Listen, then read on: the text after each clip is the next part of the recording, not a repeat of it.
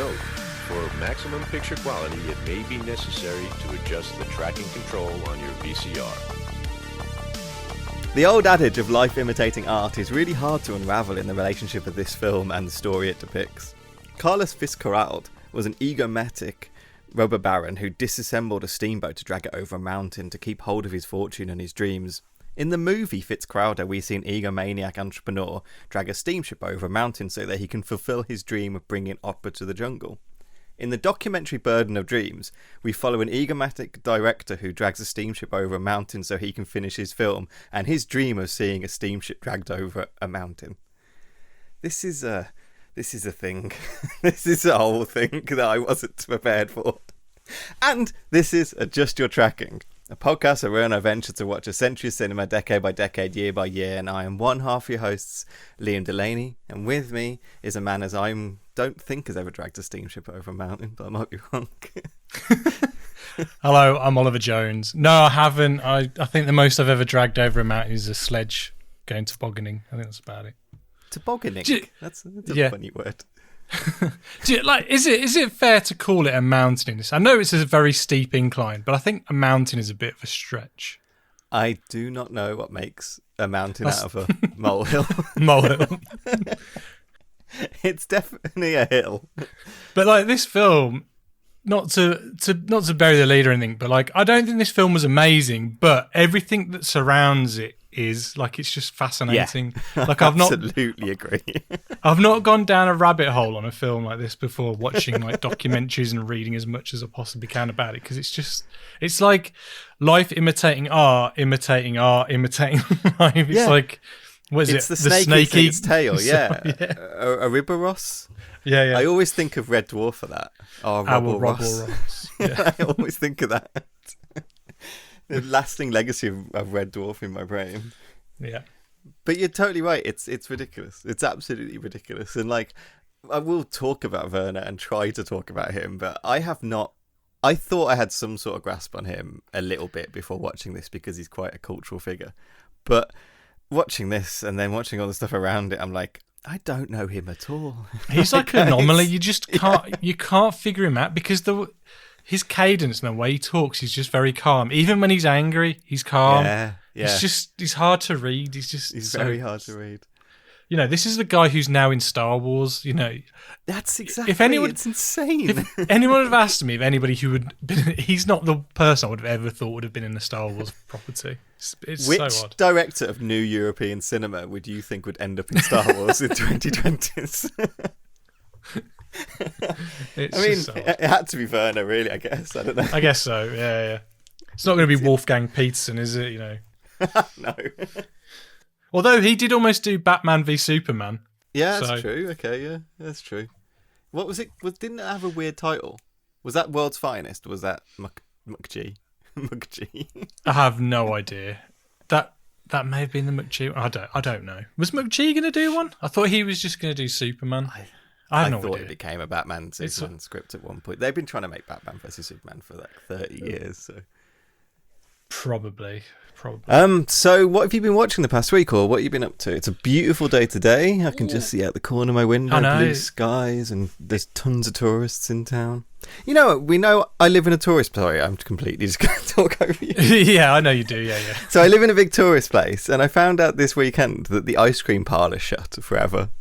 And it's like forever. They closed down because of, I don't know, COVID, I guess. COVID.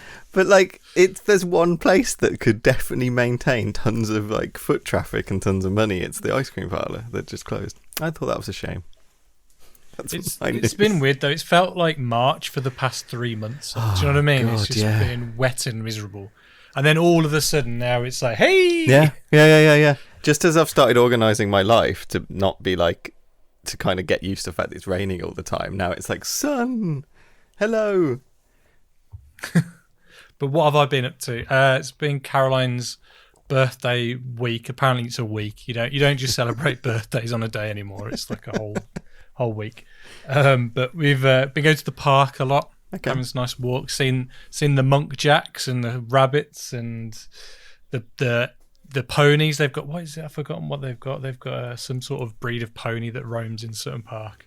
I don't know. You're not seeing them?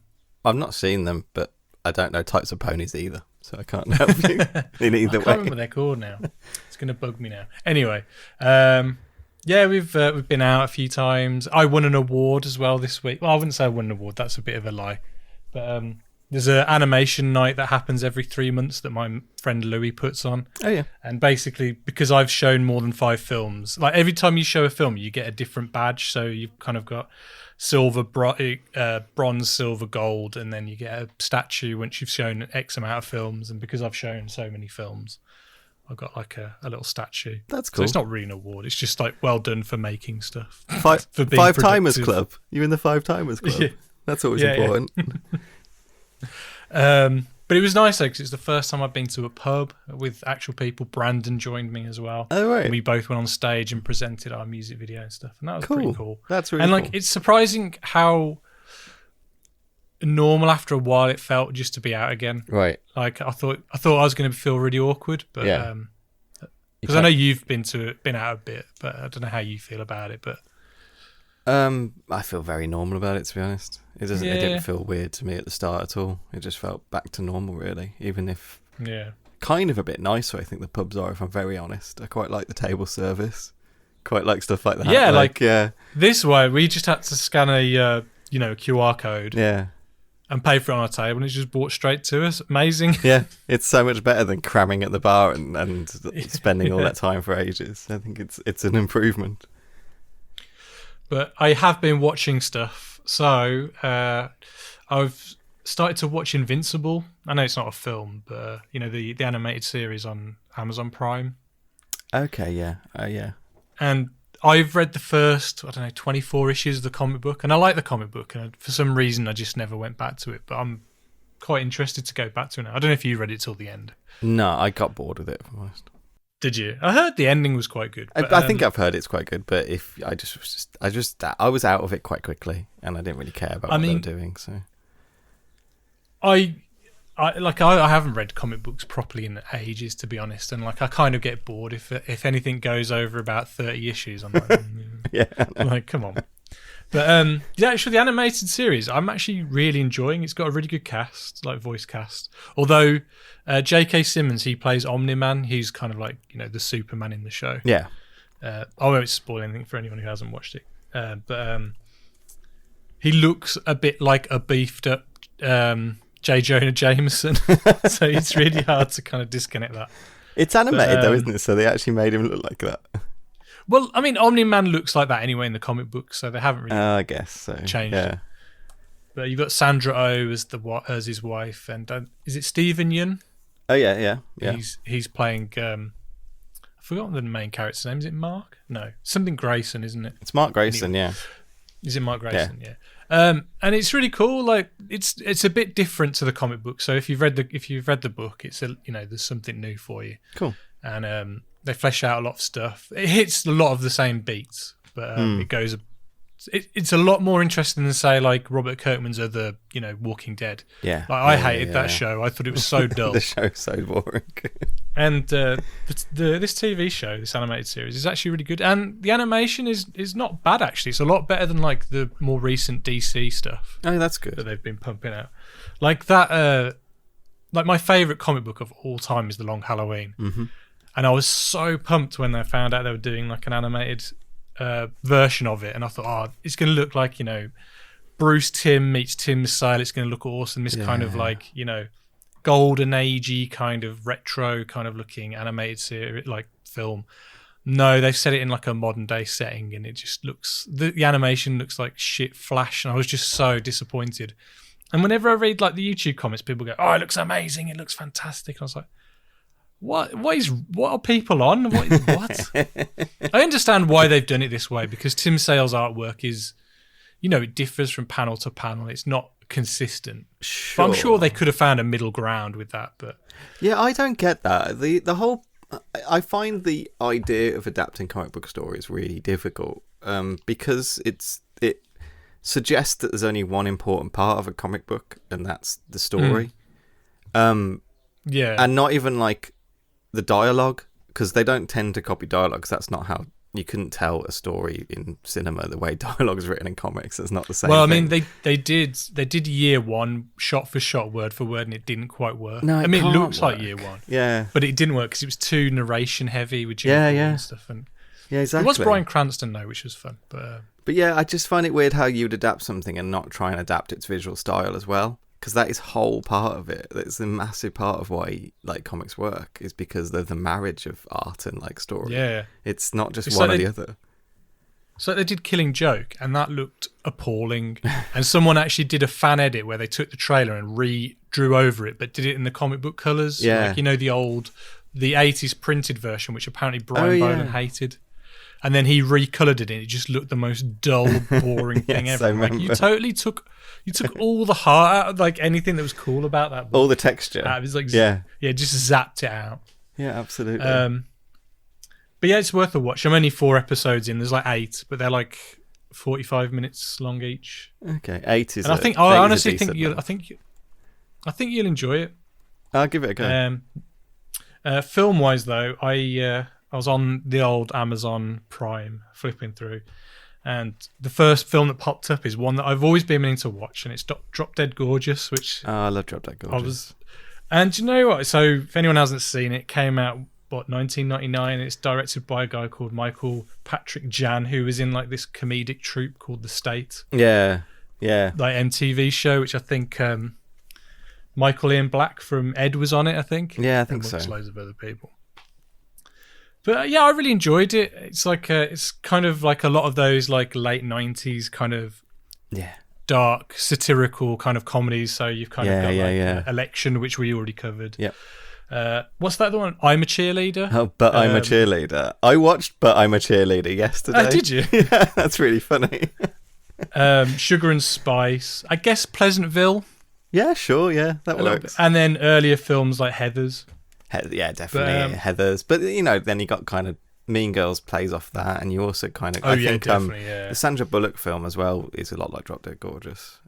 Practical Magic? Yes, Practical Magic. No, like what's the one when she Miss Congeniality?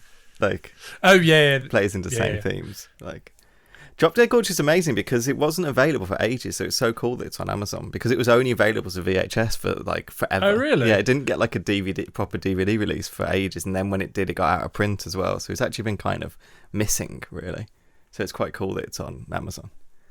So if anyone hasn't seen it, it's kind of basically about like is it Minnesota? It's like a Minnesota kind of like beauty pageant for like 17 teen or something like that. Sure. And it's got a really good cast. It's got Kirsten Dunst, Denise Richard, Amy Adams. When Amy Adams popped up, I was like, "Who is that?" And then it clicked. I was like, "Fucking hell, it's Amy Adams." Brittany Murphy. Brittany Murphy's like, because obviously it's sad that she died like 10 years ago. Sure.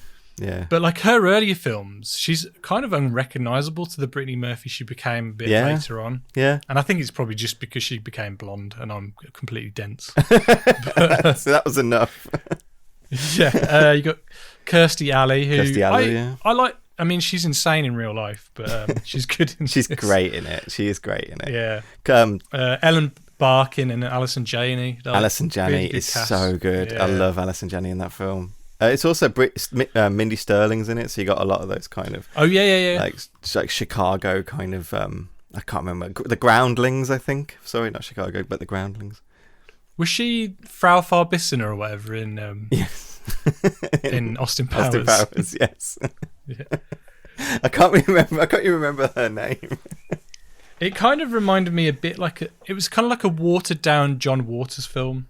Yes. Kind of. Yeah, it massively is. And yeah. And it's definitely like aping like Christopher Guest movies, I think. Yeah. Definitely Waiting for Guffman and Best of Show. Best of Show, yeah. But I don't think I wasn't completely convinced by the documentary style of it. I think it was a bit lacking, but I don't think they were really that bothered about being strictly documentary. Do you know what I mean? Because it was, it's farcical, it's satirical, and I don't think they were. That bit in the film where I can't remember the actor's name, and he's portraying a character which is not a good character. It's like the mentally disabled one.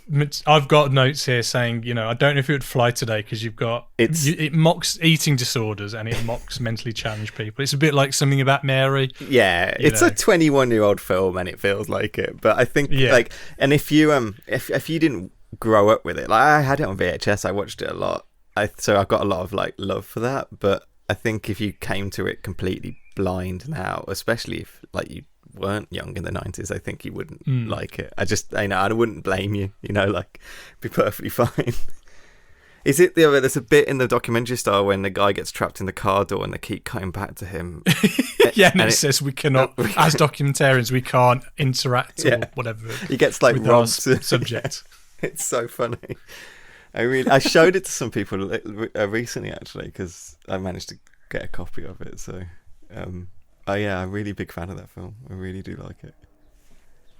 And then the only other film I watched, because all the other films I watched were related to the main topic, so that was all about 25 films that kind of relate to that film. But, I watched, obviously, Brandon picked for me You Only Live Twice to watch out of my big Blu-ray list, which is from 1967, directed by Lewis Gilbert, and obviously, it's a Bond film. Lewis Gilbert was one of the big Bond directors, wasn't he, if I'm right? Yeah, I think he did quite a lot. I think so, yeah. This was... it's quite a simple plot, really. Basically, it starts off with a spacecraft in outer space, and then all of a sudden this giant tremor-looking spacecraft comes behind it, and it opens up and kind of gobbles it up. And it's an American ship, and it just gobbles it up.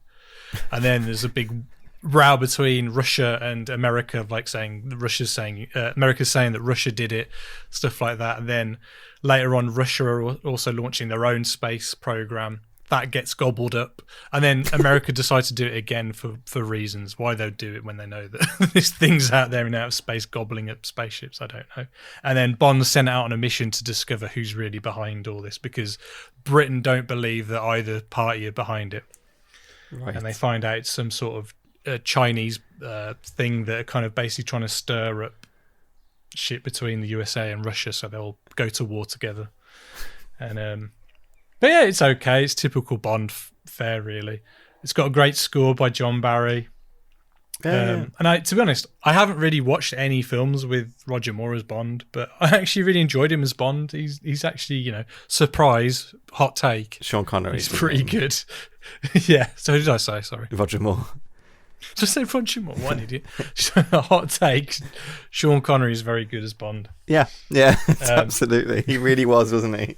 Because and he knows how to wear a suit. He does. He absolutely does. He has all the aspects of what makes Bond kind of work for me, especially in the 60s, and the kind of he's an asshole, he's an asshole who hates women, and he gets all in there. In this film, he has 4 female partners. Okay. He has one at the beginning who kind of lures him into a trap, because the part of the plot is that they have him killed off, essentially, and at the beginning, oh no, Bond's dead. Okay. And then you see him getting thrown into the water, proper, because he's a naval commander, isn't he? So they kind of bury him at sea. Okay. And as his casket or whatever crashes to the floor, these divers go and collect it, and they pull him onto the ship. They unravel he's almost wrapped up like a mummy, almost in a bag or whatever. And when they open it up, he just comes out all dressed up in his naval gear with all his badges and stuff. He just walks straight into M's office, who's on a submarine, and with Miss Moneypenny, okay. And then it kind of goes into, you were saying before, it's a bit like a travel log. So you kind of hit all the, it's almost here, look at this lovely apartment, look at this lovely place, and here, look, we do sumo wrestling here, and he goes to meet someone at a sumo wrestling place just to get a code, and the code is "I love you." So there's loads of awkward moments of where Bond has to say "I love you" to men. It's ooh. What else is there? So Burt Kwok's in that, isn't he? Did you see Burt Yes, Kwok? he is, yeah. Because I was thinking, it's the guy who was on the Harry Hill show, and I think he ended up in Last of Summer Wine. Yeah, he did.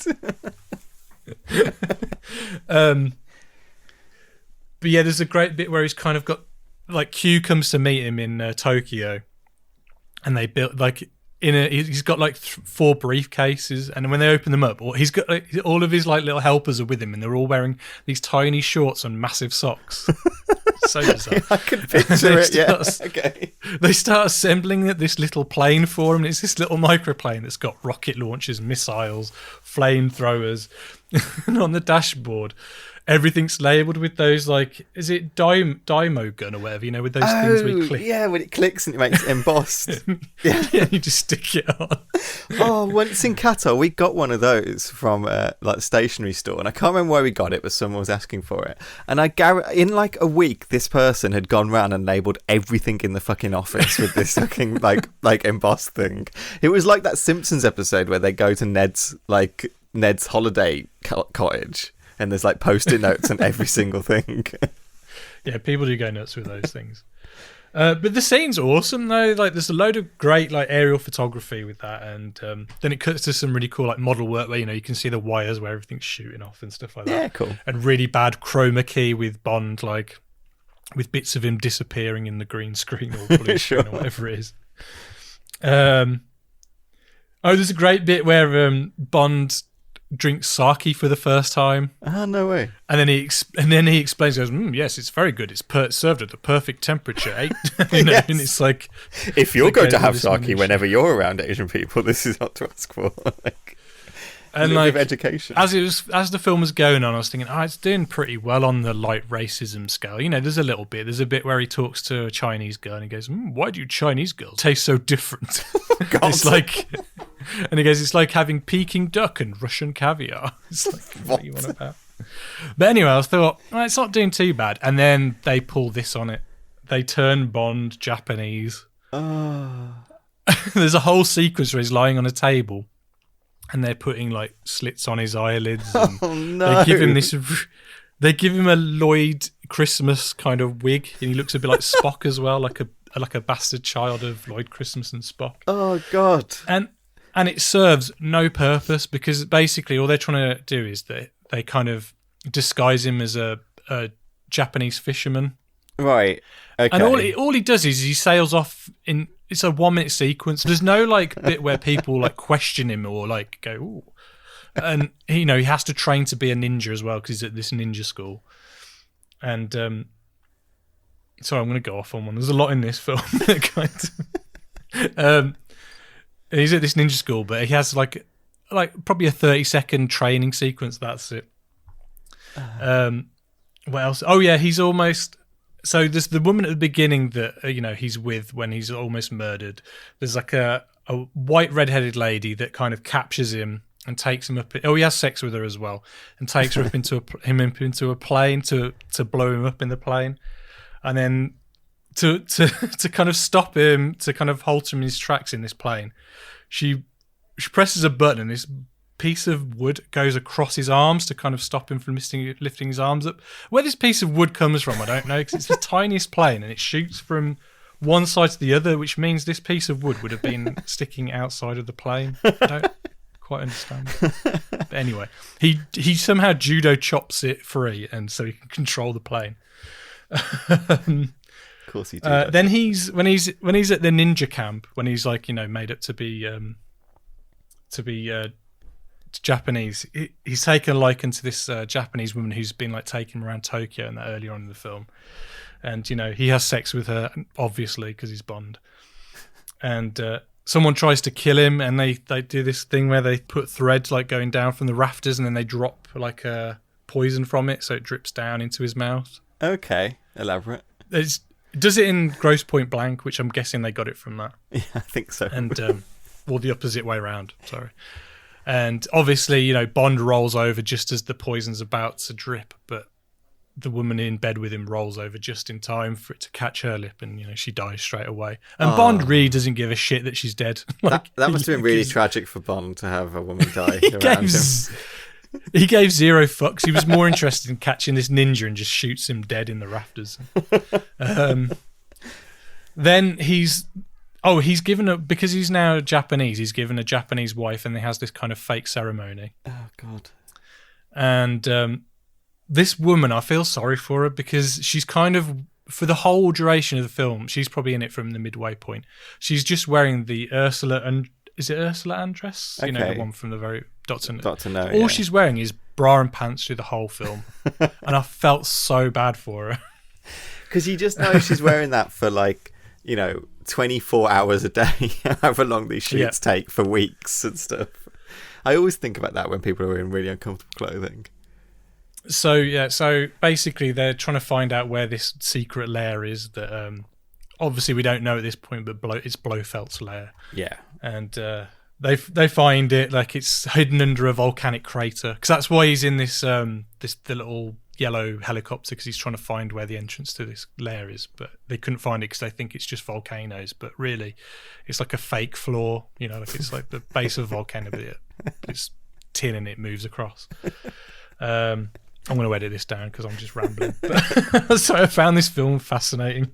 I just like the idea of a fake floor in a volcano. But it's the lair is awesome though. It's this massive set. And it's so big. It's kind of got a monorail that goes all the way around it. So characters are like hopping on it. It's the famous. It's like the Simpsons episode again. The one when everyone's wearing like jumpsuits and it's Scorpio. Is it Scorpio? Yeah, they're all red and blue. Yeah. It's if you're going to parody like a Bond base, it's this one. Yeah. Oh yeah, 100%. What else have I got? You've got piranhas in it. Lots of piranha deaths. Oh, that's like good. People falling into there's lots of fake floors, when you press a button and then the floor opens up. There's loads of that going on. Tons of that. You've got Nancy Sinatra doing the theme song, which is pretty good. Oh. But, which one's that one? Yeah. You're going to tell me it's called You Only Live Twice. You Only Live Twice. I don't know Bond songs. I don't know Bond that well. You give me half memories of stuff I half remember. Like, I'm not going to say it's a good film, but it is definitely entertaining. There's not enough Blofeld in the film. Right. I think... Like, he appears at the very last minute, and you see him throughout, but just his arm and a bit of the cat. A bit like, the thing from Inspector Gadget, what's his name? The Claw. Yeah. But... Blofeld's a weird one because, I can't remember when he first appeared. I think it's Russia with Love, which is quite good, which is the second one. I think that's when Blofeld first appears. And I'm not sure if he's in the others. I can't remember in Goldfinger. I don't think I've ever seen Thunderball. And then You Only Live Twice is the one you've watched. So the one after that is On Her Majesty's Secret Service. Which, that's quite heavily Blofeld, if I remember correctly. Is he a different actor portraying Blofeld, or is it the same guy? I can't remember. I feel like they got a different actor every single time he comes on screen, but I might be completely wrong with that. I don't know enough about Bond. Because I have a feeling there's another Blofeld that looks nothing like the Dr. Evil looking one. There absolutely is. Absolutely is. And the thing is about after You Only Live Twice. Sorry, after you On Her Majesty's Secret Service. You got Diamonds Are Forever. You got Diamonds Are Forever, which is the one there's weird contracty stuff, and Blofeld is under this weird contract basically, and they're doing because Never Say Never Again came out, and they're threatening to do Casino Royale, so you get all these arguments and shit.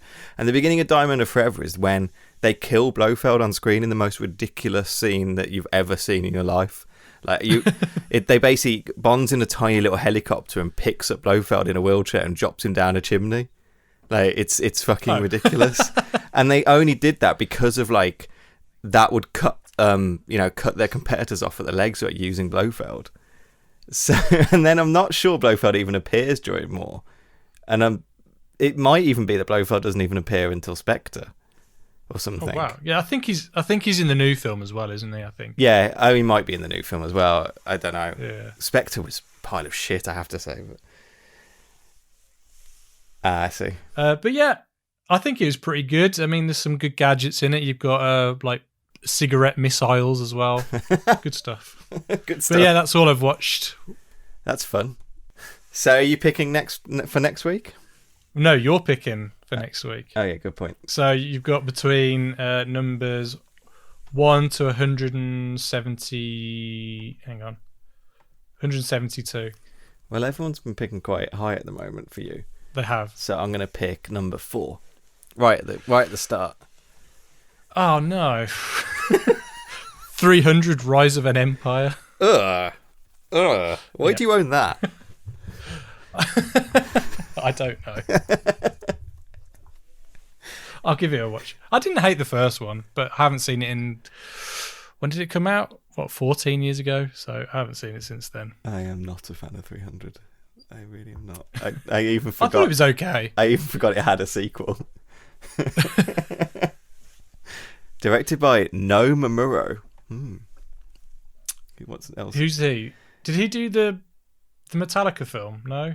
As far as what I can see he's done is he did a film called Smart People in 2008.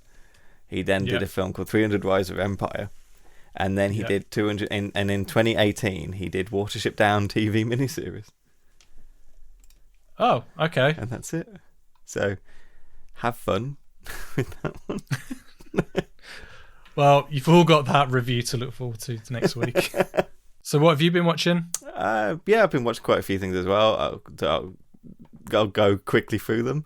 On my kind of Spike Lee watching, I watched School Days and Das Sweet Blood of Jesus. Both of them didn't really vibe with me, I have to say. The Sweet Blood of Jesus. School Days one of his really early ones? Yeah, it's his second film, so she's got to have it School Days and then do the right thing. I just don't really like college films, if I'm very honest, and so I just don't. We didn't really like it that much, even though it's really nice to see like an incredibly young Gus Fring from Breaking Bad. These names are out of my head. So when you say college film, do you mean like a teen comedy kind of thing? Yeah, just generally films set in college, if I'm very honest. But they always tend. This is definitely a comedy, and it's definitely like it's a comedy in like a Spike Lee way, even though he's not totally sure if it wants to be a musical or not. There's like musical sequences all the way through it, and it's just didn't really kind of vibe with the kind of. I don't like frat films. I don't care about frats. I don't think they're important. I just don't care. So for films, I don't like frat films, but I like kind of teen comedy, so like 3 O'Clock High and stuff like that, and the John Hughes films. I like those kinds of things. Yeah, I guess when I say college films, I kind of mean like frat elements. American college films always seem to be about the importance of frats or how terrible they are and stuff, and it's like, like they're fucking terrible. Animal House and all that kind of stuff. Yeah. And I also watched Higher Learning the other day, which is John Singleton film. Oh yeah, a college film. So like both Higher Learning and kind of School Days were quite similar for me in a lot of ways. And I just don't. I always remember the poster for Higher Learning. Was it like red with the kind of like symbols? Yeah, it is. Yeah, it's a bit of a flawed film. Higher Learning. I won't have to say. That reminds there was a video shop which I ended up working at, and when we were teenagers at school, we'd always go up there because you'd kind of they'd get like the posters to put on the windows, and they'd give them out to the students, like just to get rid of them. And for some reason, the Higher Learning poster was a very sought after poster amongst all of our friends, and it was like a trading thing. So if people trade it for various different things. Why that film? I have no idea. That's crazy. I wonder if anyone actually saw the film. Oh no, none of us probably did. There was the 12 Monkeys was a big poster between us all as well. That's quite similar to the Higher Learning one.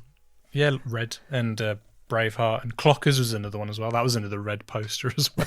Clockers is a good poster. I would have gone for the Clockers poster. Yeah. That's a very like kind of poster you hang up at your room in kind of college, I think. I 100% had so many posters up of films that I'd never watched and probably still haven't watched. Yeah, and I watched Das Sweet Blood of Jesus from 2014, which was a Spike Lee Kickstarter film, which I thought was quite interesting. And I know James mentioned it before because it was a remake of Ganja and Hess, a weird vampire film from the 70s. It can't say it totally works. It's a bit fucking mad. It's just a bit off kilter. You kind of watch it going, what? What is going on? And what are you trying to do with this? And it's still a vampire film. Yeah, it's a definite vampire film. Not totally sure they've used the word vampire in it. And it's two very sexy vampire people having lots of sex is most of the film. I didn't hate it, but I couldn't give it more than like 2.5 stars. Like, you know what I mean? It's just it was there, and it's very weird watching Spike Lee do something so cheap. Like, it really is just like a cheap Kickstarter film. So what did they get on that? Do you know what the budget was? Or I don't know actually. No, I can quickly look it up though. I think Do you think that's just him and his like experimental? He's just experimenting with different methods and means of making films. Different. I think he likes trying to work outside the studio system a bit. At 1.4 million was the budget, so quite good. But I mean, tiny for a Hollywood film, but it's still quite good for a Kickstarter. I wonder what he's got on the cards next. I wonder what he's got on the cards next. He funded a few films for Kickstarter, if I'm right. I think he funded The Sweet Blood of Jesus, Chirac, and Sweet Blood of Jesus, Chirac one as well. I think they were both Kickstarter films. I think basically, if I'm right, because he did Red Hook Summer for an incredibly cheap film, which I can't find Red Hook Summer anywhere. Like, and then he did Old Boy, and Old Boy was a failure, and it was also really fucked with by the studios. Like, he really didn't. He hated what the studios did to it, and he blames the studios for like ruining it, basically. So I think because of that, released the leaker, yeah. So because of that, I think he just dropped out of kind of studio filmmaking for a while. So Old Boy was like 2013, and it wasn't really until 2018 when he did Focus feature film, well, you never know. You might see like the actual version he wanted to make of that, with all these different cuts of coming out of films. Now you've got a new Rocky coming out, Rocky 4 version coming out. That is not needed by anyone, I have to say. Well, you've got the new cut of Godfather 3. You've got yeah. Isn't there a final cut of Apocalypse Now? So that's like the third cut of that. Yeah, nothing's the Snyder cut recently. So it's not without the realms of possibility. Not without precedence at all. Yeah. Absolutely. Might eventually get to see their films released as intended. So that'd be interesting. It'd be interesting. I think I'm not surprised that like kind of he didn't work with studios really until, I mean, he worked with Amazon and now he's worked with Netflix. I think it's not surprising that he's the person working for those streaming features. I think they pretty much like do what you want. Yeah, basically, yeah. Like, you're fucking Spike Lee, just make whatever you want to make. I think is the best way to do it. Like, yeah, cool. I'm enjoying my Spike Lee watches. He's a really interesting filmmaker, and they even like, I think Roger Ebert said this about Werner. Like, even his failures are interesting. Right. I fucking said that in my head about 3 times before saying that out loud. Then, yeah, he said it about Werner that nothing he does is boring, and even his failures are spectacular. I think Spike Lee's the same. I don't think anything he does is boring. I don't think anything he does is like really, really just like turn offable. But he's not phoning it in. I will miss the mark. Yeah, exactly. Yeah, though, Miracle of Saint Anna is the one I've been told is really not good, and so I'll see when I get to it. Really, what else did I watch? 2 other quick films. I watched The Player, Robert Altman film, 1992 with Tim Robbins in it. Oh yeah, it's fucking awesome. It's such an awesome film. Like, I really didn't know what to expect from it at all, and I was absolutely just locked in. It's about like a Hollywood studio executive who's being sent death threats from a writer because he's rejected his script. He doesn't know which writer it is, and it all kinds of sends him mad, basically.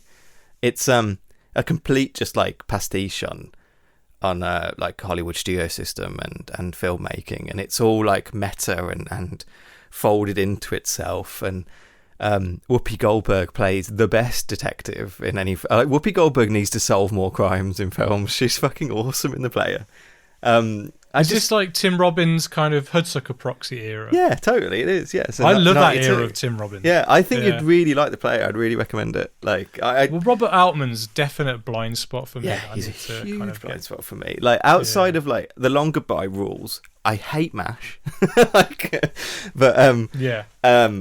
Brewster McCloud Popeye is a weird fucking item of a film, and yeah, Popeye, which I adored as a kid. I watched Popeye so much as a kid, but I can't say it's good. I just adored this weird like film. Like, outside of that, I really don't know him very well at all. So I think Robert Altman might be a guy I'm trying to kind of explore a bit more really, and get to know a bit better. So that might be quite cool. It's kind of funny that we didn't do one of his films for the 70s, really. So now, like, but there's so many people you can't cover, isn't there? Oh yeah. And the other one I watched was again a film I think you'll love. Alita Battle Angel, Robert Rodriguez. I do want to watch this. I am actually interested in watching this. I think it ruled. I really think it ruled. Really? Yeah, I really had a good time with it. And I think Robert Rodriguez knows exactly what he's doing when making these type of films. And I love these like big, I think it's film critic Patrick Willem said this about these films. He calls them kind of gonzo sci-fi.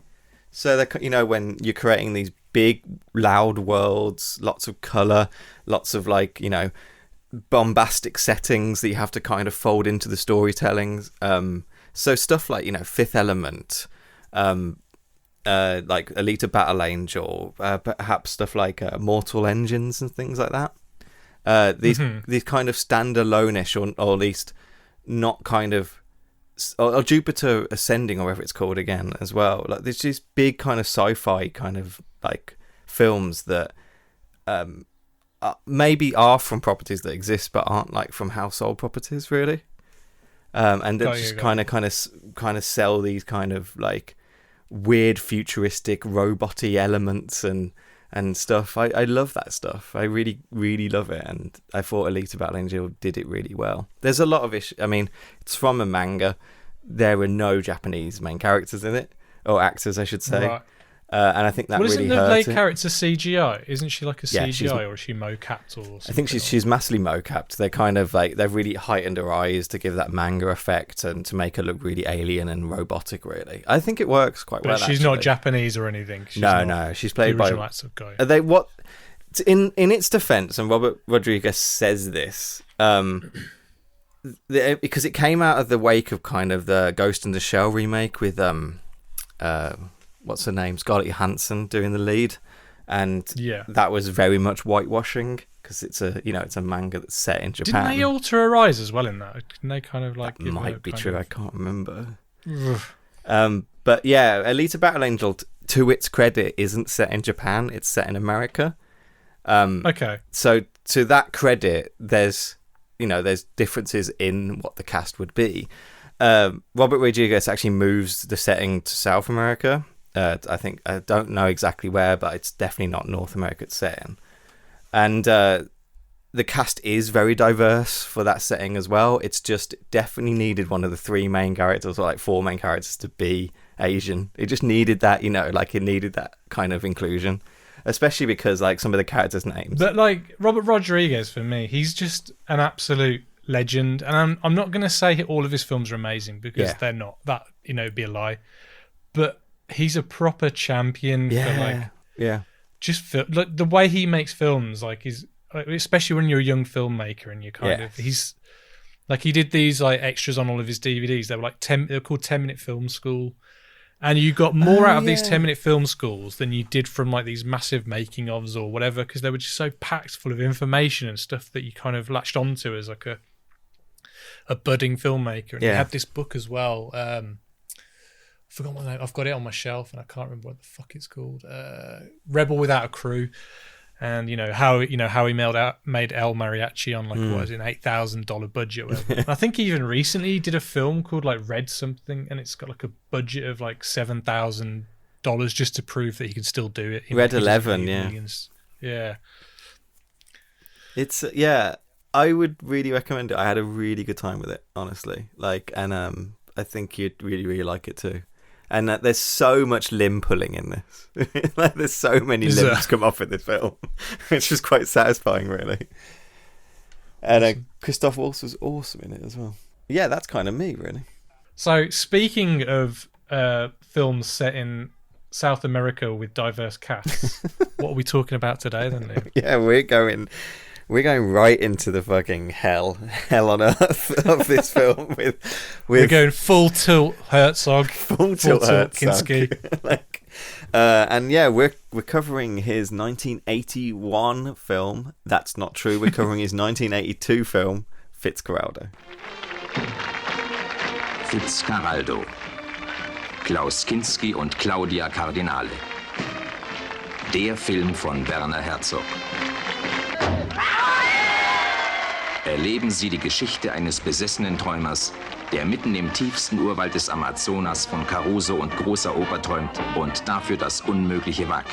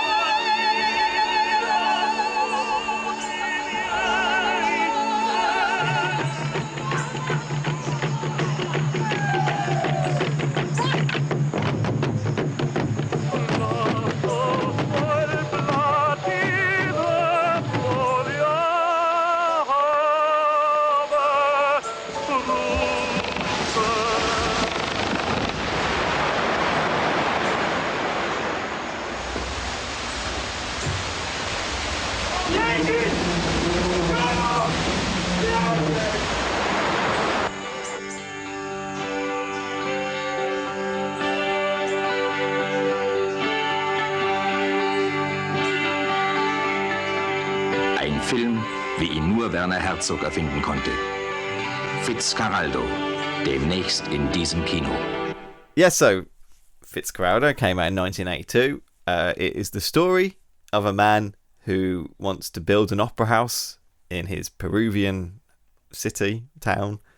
And to do that, he has to kind of make billions from the rubber industry. And to do that, he tries to drag a ship over a mountain. That's the story of this film. And that does surprisingly, it's not like an overly complex plot. It's quite a lengthy film. It's a very lengthy film. It's a very indulgent film with that length, I have to say. I was watching it going, you could find cuts in this. But in saying that, I was never bored.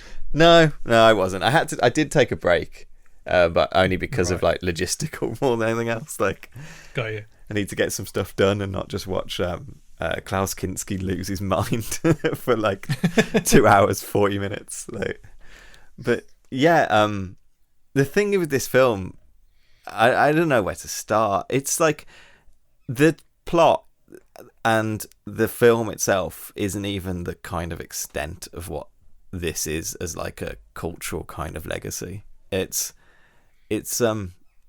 speaks to so much about the nature of filmmaking. I don't know, like it speaks to so much about like who Werner is and why he's like a household name, and what it like this obsession of filmmaking and what people consider as important, you know. And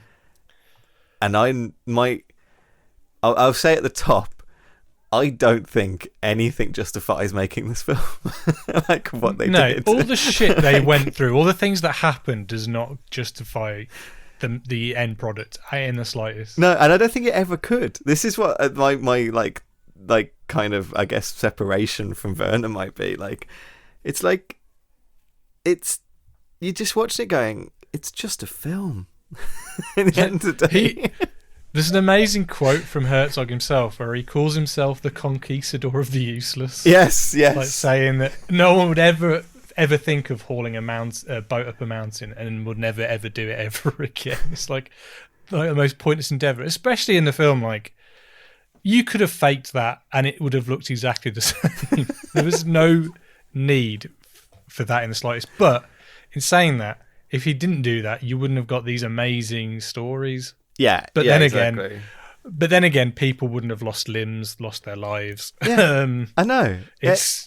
And just a huge part of the jungle was torn up for this. You know, the absolute like the ecological disaster of this film, I think, is not fair. Like, it's not right. Like, if anybody wants to watch this film, you have to watch the two documentaries that go alongside of it. Agree. So it's Burden of Dreams, and what's the other one? What is it? My Best Fiend. My Best Fiend. So I got Burden of Dreams was actually shot by Les Blanc, who worked with he mainly did documentaries about musicians, really, kind of like folk musicians in America. But he worked with Werner quite a few times on little documentaries and stuff like that. He might have shot the one. Have you seen Werner Herzog Eats a Shoe? Have you seen that? Yeah, I've seen that. I think Les Blanc made that. Like, that's the kind of like his kind of like work with Werner. If anyone hasn't seen that, it's basically is it Heaven's Gate? Oh yeah, it is, isn't it? Errol Morris, he said, if Errol Morris ever finishes making Heaven's Gate, I'll eat my shoe. Obviously, he finished making that film, so Werner Herzog ate his shoe. This is the guy that we're talking about today. Well, one of the guys who we're trying to unravel. And then so he was invited to come shoot a documentary whilst making Fitzcarraldo, because in fairness, Fitzcarraldo was being made for, I think, 4 years. It might be longer. And that's not just from conception. That is literally from trying to shoot it, from being on set, being on site. Like, that's how long it took them to shoot this film, which almost, I think, killed everyone involved in trying to make this.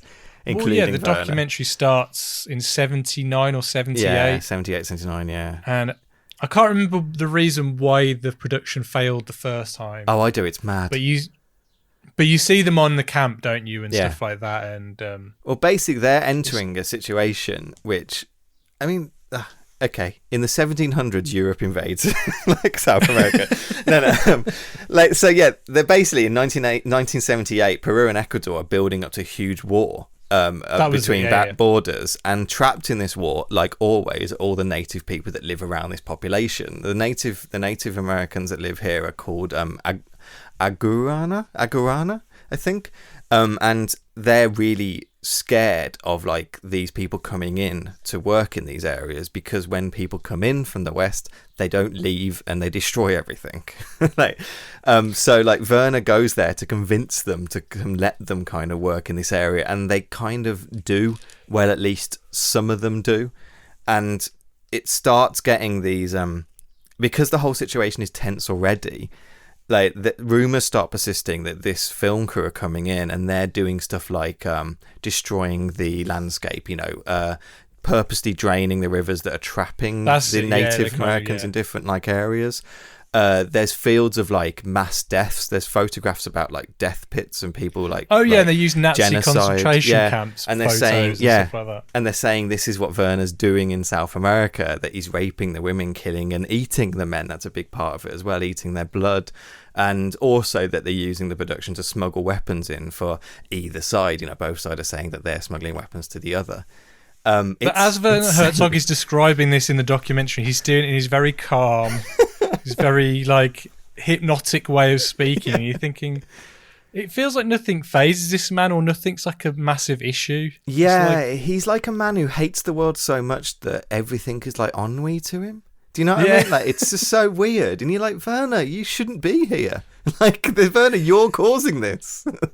It's like he talks later on, like some guy chopped his own foot off because a venomous snake bit his leg. So this guy thought, well, the only thing I've got to do, I've got a chainsaw in my hand, I'll cut my leg off. Yeah. And the way he talks about it, it's like it's if it's just a passing. He talks about it like, in his head. Like it was fate as well. Like this had to happen. Yeah, he bit him, so he cut his foot off, and that meant he saved his life. And I'm like, he cut his foot off because the anti-venom was 20 minutes away by like plane or something. That's your fault, Werner. You should have anti-venom with you when you're in the jungle. That isn't like that's not like a big thing to say. His quote was, "It was a good decision. He lived."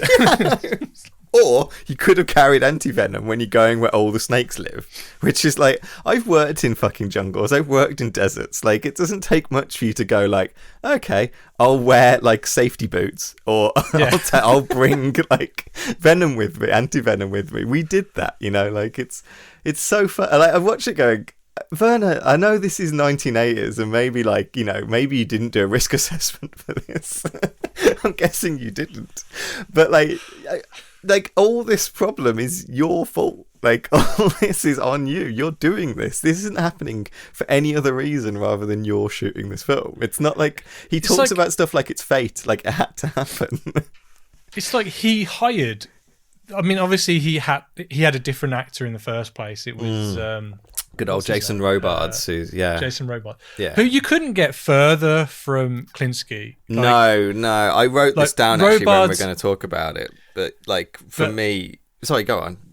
I was going to say, like, Robards, if anybody's watched like Parenthood, he plays like the elder father, Steve Martin's father in that. And he's great in Jonathan Demme films as well. Like, he plays Howard Hawks in Melvin and Howard. Like, and so he basically had to drop out of the film because he got dysentery. But and they replaced him with Kinski. But anyway, the scenes they shoot in this, I would say that the Robard version of this film is about a man that is driven mad by trying to do this in the jungle. And he's not mad already. The Kinski version is about a madman trying to do mad things in the jungle. I think that's the difference in what they had going for them. Because those scenes that you show, he's got a very different energy to him in those kind of early scenes. Oh, yeah.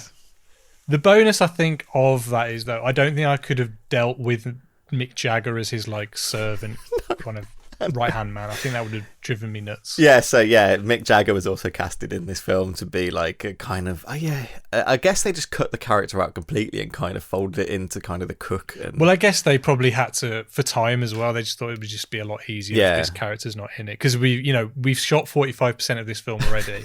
We now need to speed through it just to get back on track. So it'd be easy if we just don't have him. Like, yeah. And what I was trying to say was he had to quit because of the film production went on for so long. He had a job. Like he had to go on tour. He had to go on tour and make a record and not just sit in the Peruvian jungle for 4 years with Werner. But like what I was saying was, like, you were talking about how Werner Herzog, all of this is his fault. He hired Kinski knowing full well who he was and what he was like, and it would make life even harder for him. It's like it's just. But go back to the original production ending as well. Like, so basically, like in the middle of the night, Werner's hearing all this tension building up. He orders half the crew to leave. In the middle of the night, the Arunga, the natives who turn up at the camp with weapons and force them to leave in the dead of night and like burn down the camps and just soil the ground, so they can't come back. And it took them 13 months after that to find another shooting location for the film. And I think what was stupid about this is what he says is a fucking quote from his filmmaking as well, is that like he finds this city called Iquitos. I don't know how to pronounce it. I wrote it down somewhere. Iquitos, I think. So they shoot everything out of that in Peru, and he goes, like, everyone knows this, and I know this, that we could shoot this film just down the river from this town, and it would look the same. Was this the floodwater town? Yes, yeah. It's the town like when the whole film's set. I found this fascinating, this little town, because this is where Fitzcarraldo lives. Like, he's got a lady that he's courting who's kind of like, she's a madam, isn't she? She's runs like a brothel, I know. Yeah. Everyone in this film is a bad person. They're all just like European No, there's one colonials. person who's amazing, and I will get to him later on, who is my favourite character in the whole film, and I wish he was in the film more. But, so he lives in like one of these little kind of shanty kind of risen from the water kind of houses. Yeah. But like, I thought this area is amazing. It's kind of untouched by like Western society. And then in the documentary, the camera pans around and you see Coca-Cola plastered all over like one of them. I was thinking, oh. So I think Werner thinks the same as you, because Werner basically says that we could shoot this just downriver and just find a little creek that we can pull the ship over. However, I don't want to do this because I want to go into the jungle because it will make the actors like perform better and it'll make a different kind of picture to do. So like all the decisions that made this so hard to film, he does on purpose throughout this. Like it's not done because he needs to do this. He's done this because he wants to do it as well. And he makes it very clear in Burden of Dreams that he's making the decision we have to go very far into the midst of the jungle. We have to stay out there for weeks on end. We have to have 3 boats that none of them can properly sail. Like it's one of those boats they had to drive like 2,000 miles downstream. Down the Amazon, didn't they, to get to where they were filming? Like that's a film in itself, just getting that from there to there, because that would be insane. One of them has one of them was a proper historical boat that was used for like by some sort of European colonizers to drag rubber around or something. I can't remember the story he says, but one of them's a proper like has its own history to itself. There is a quote right at the start of Burden of Dreams that he goes, I live my life or I end my life with this picture, is a quote from Werner. And it does feel like at some point he made that decision and that was going to be it. Like there was nothing, he was going to fucking do this. He was going to make this film. And even if he died doing it and killed everyone else around him, I think. So yeah, in 1981, he drags Klaus Kinski into this. And Klaus Kinski is a madman. That's a madman. So I was watching that documentary you sent me the link to earlier, and it starts off with him on stage pretty much professing that he's Jesus. Yep. Like whether or not he believes it or if he's playing the part that much that he's like that method that he's... I don't know which one of the two. I'm probably thinking it's the former, where he actually thinks he is Jesus. Yeah. Or whatever he's obsessed with at that time, he believes. Yeah, Werner was saying that he'd just come off this... This was before they were shooting Aguera. I can't pronounce anything in today's episode. This is going to be a good one. Aguera, the Wrath of God. It's just before shooting that, and he went on a speaking tour, basically being Jesus or something. So he was mids into this delusion. I don't know. Is it a delusion? I don't know. He might be Jesus. He could be. And he had worked with Klaus a few times, hadn't he? Because they did that one. Well, he lived with him. Like, he lived with him in this kind of like a halfway, not a halfway house. What do you call it? Like a kind of, basically Werner Herzog's family were quite poor. He and his mother and his brothers, and they lived in like one room. Yeah. Like Klaus Kinski lived in another room, like locked himself in a bathroom in this place, and like apparently had a 2-day rage fit where he destroyed the whole bathroom. Yep. He would stay in his closet for hours on end just practicing his lines because he was a self-taught actor. Yeah. And just insane. And so they'd worked together on Nosferatu remake in '79, and also this film another film I don't think I pronounced the title of pardon me, Wozzeck maybe. Wozzeck. Yeah. I know which one you mean. And so he'd done both of those in kind of quick succession. That was 79 and 79 again, and then by the time he did the Amarath, terrible. That was his 6th film, and he was 28. So God knows when he started making feature films. Who knows? Werner Herzog, because he was 37 when he started Fitzcarraldo. Yeah. I'm 37, and I've done fuck all. It just makes you think, oh man, look.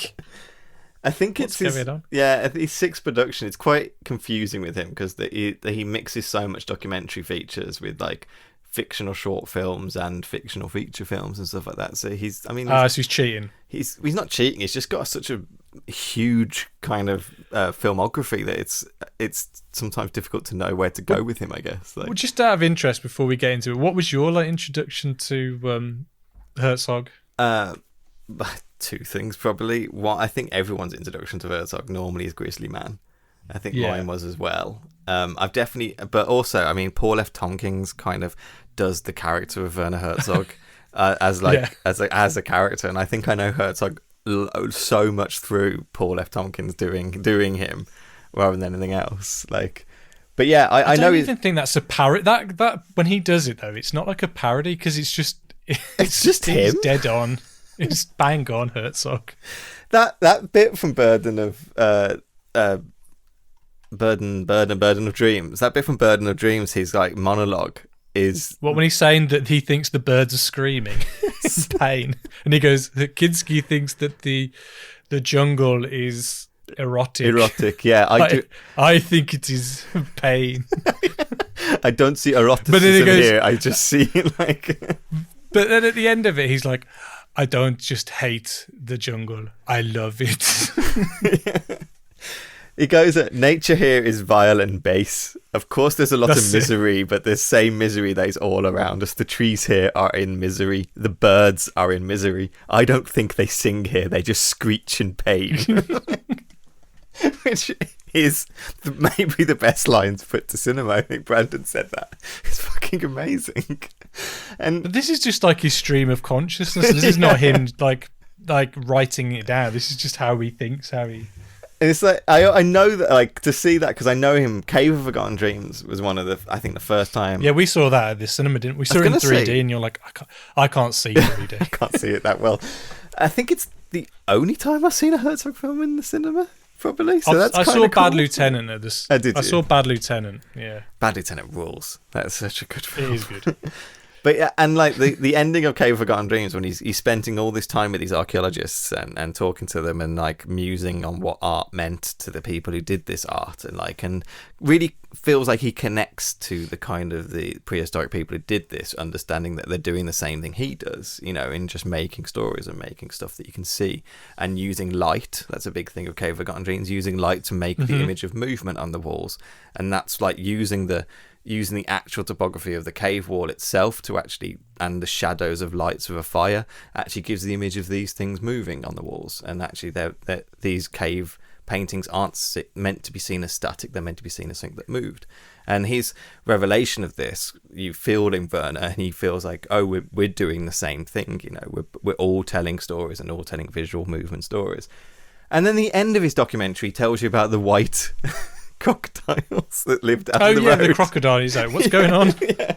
And it's such a Werner moment to me when he's just like, these prehistoric beasts, what have they seen as the world changes around them and nature comes to tear us apart or something. All of his films about the idea that nature is like something to be an adversary that you kind of have to conquer. And I think he really sees the world like this.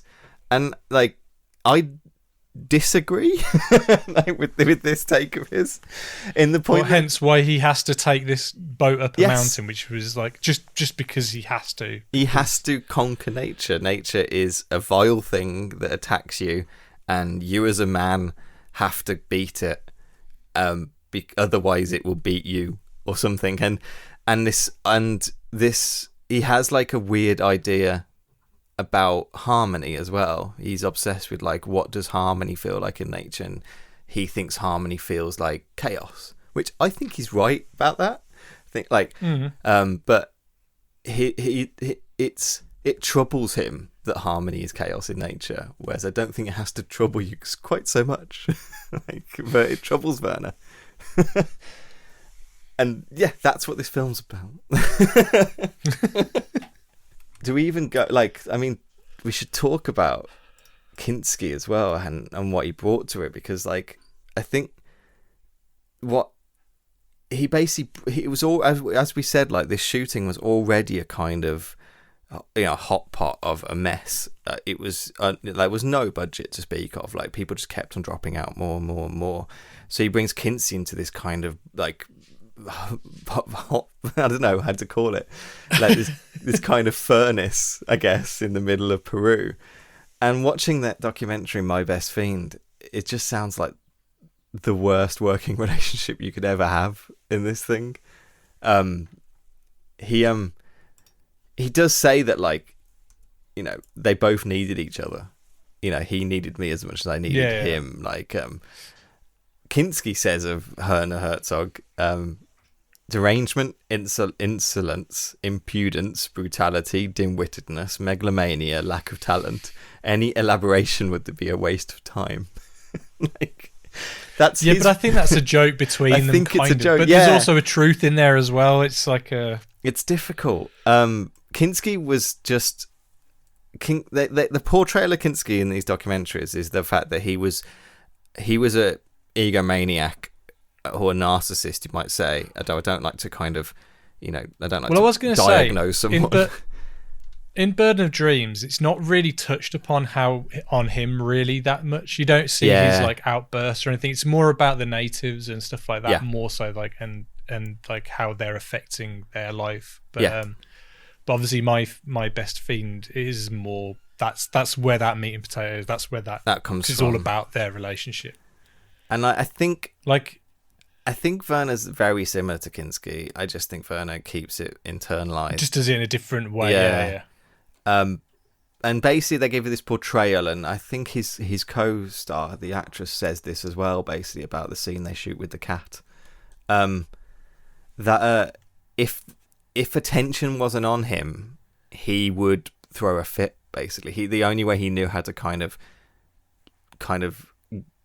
to get attention, the only way he knew how to kind of work that was to kind of throw these like huge fits. And Werner kind of knew when it was like a real problem to deal with and when you can just kind of ignore him and let him go off.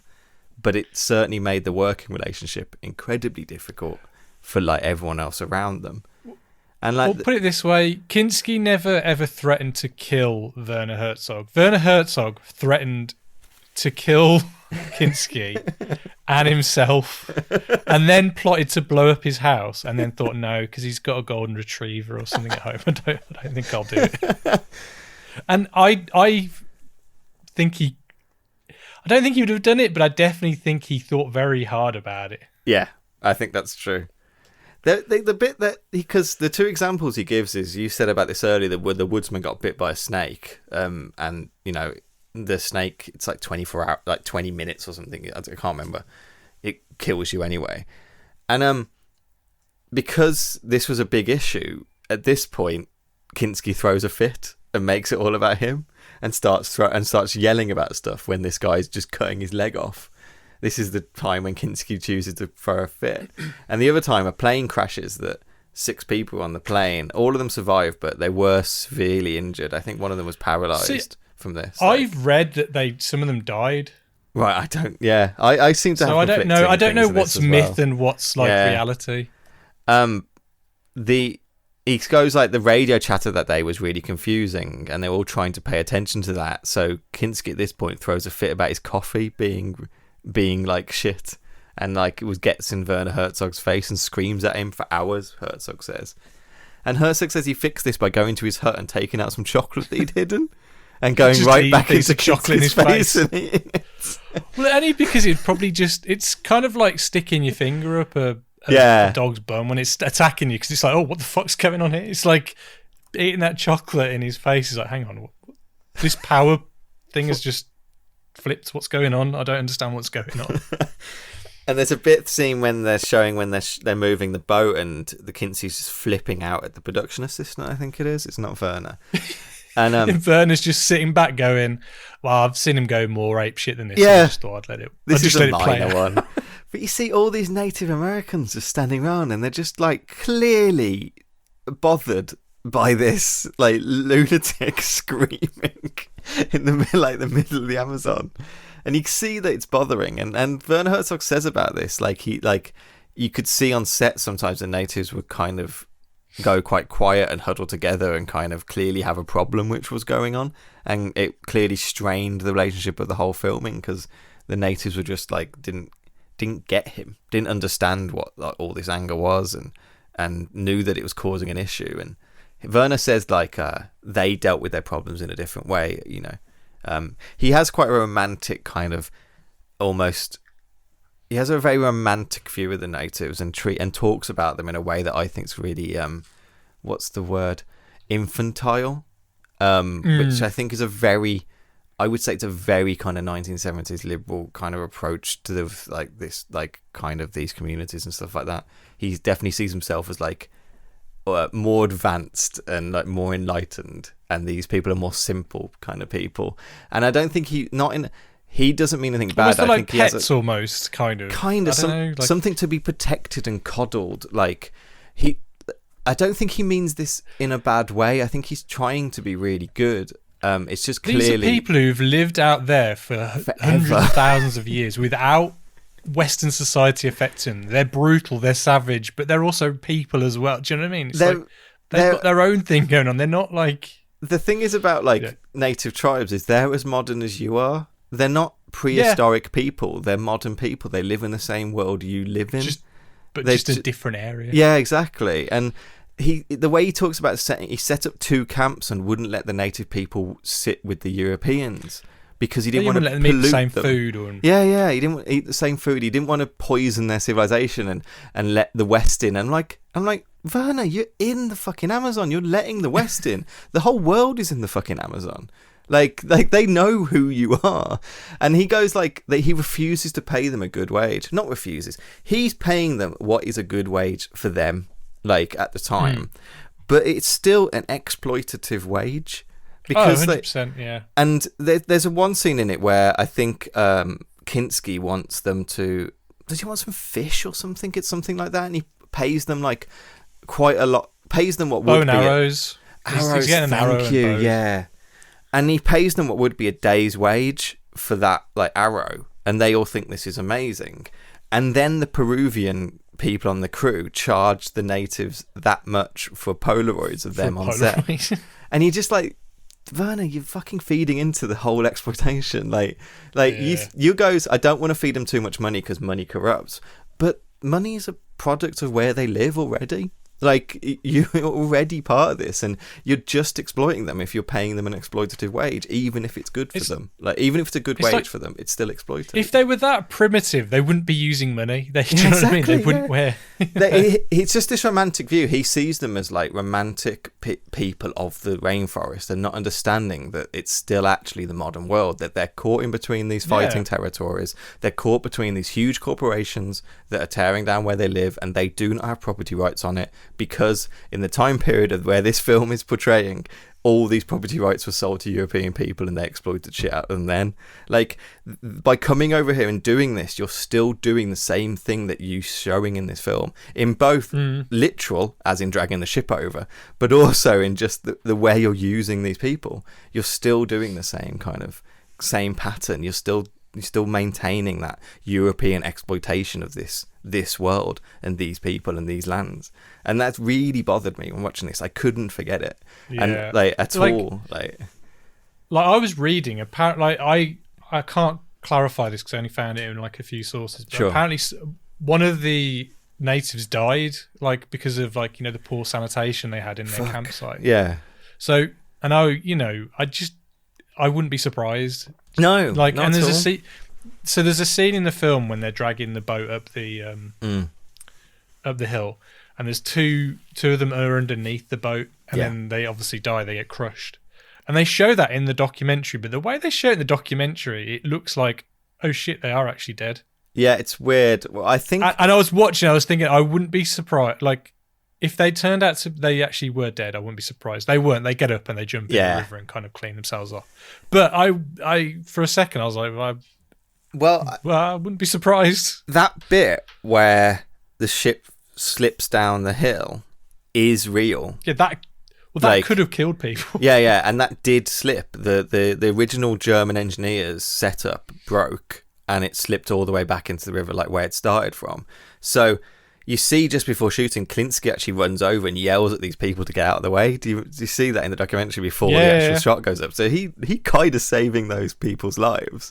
And then they shoot quickly the scene of them cheering that it's going up the hill, because they finally got it moving in real life, that they jumped over to do the scene that's going up the hill. Then it broke, but I don't think Kinski and the other actor who plays the cook realised that it broke. So it's slipping back and they're still celebrating. And then the realisation set in that they can't move the ship. Like, it's fucked. And that was the point in real life. They use a bulldozer, don't they? Well, the bulldozer beforehand also fucked up. But that bit when the ship sinks, that's in the film and it happened in real life, it was then something like, and I did write it down, but I've got so many notes for this, it's something like 6 months it took to move the ship again, I think. No, it's still there. Well, they eventually did drag it up the hill, is what I mean. No, there is one boat that's actually stuck. Still that's the one that gets stuck on the rapids, I think. Yeah. Because they destroyed another ship. They get stuck. But it took six.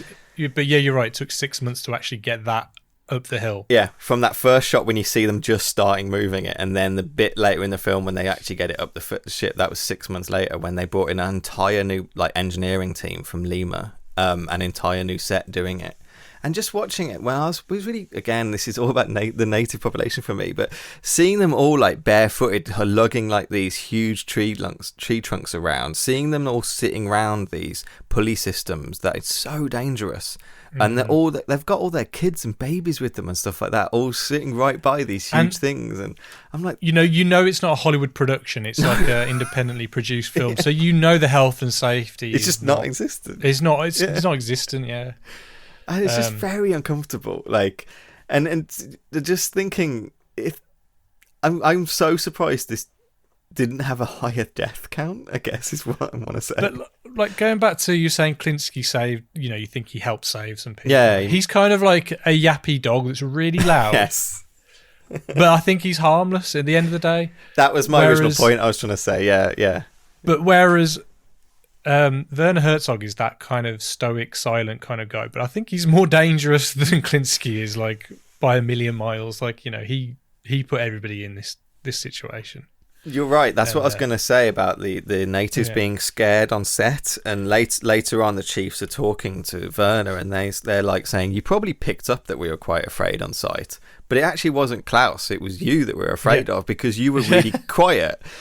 And we didn't know what this quiet storm was going to do.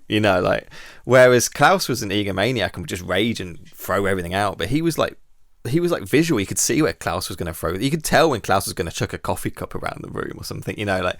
But you didn't know what this lunatic who's driving this whole project was going to do.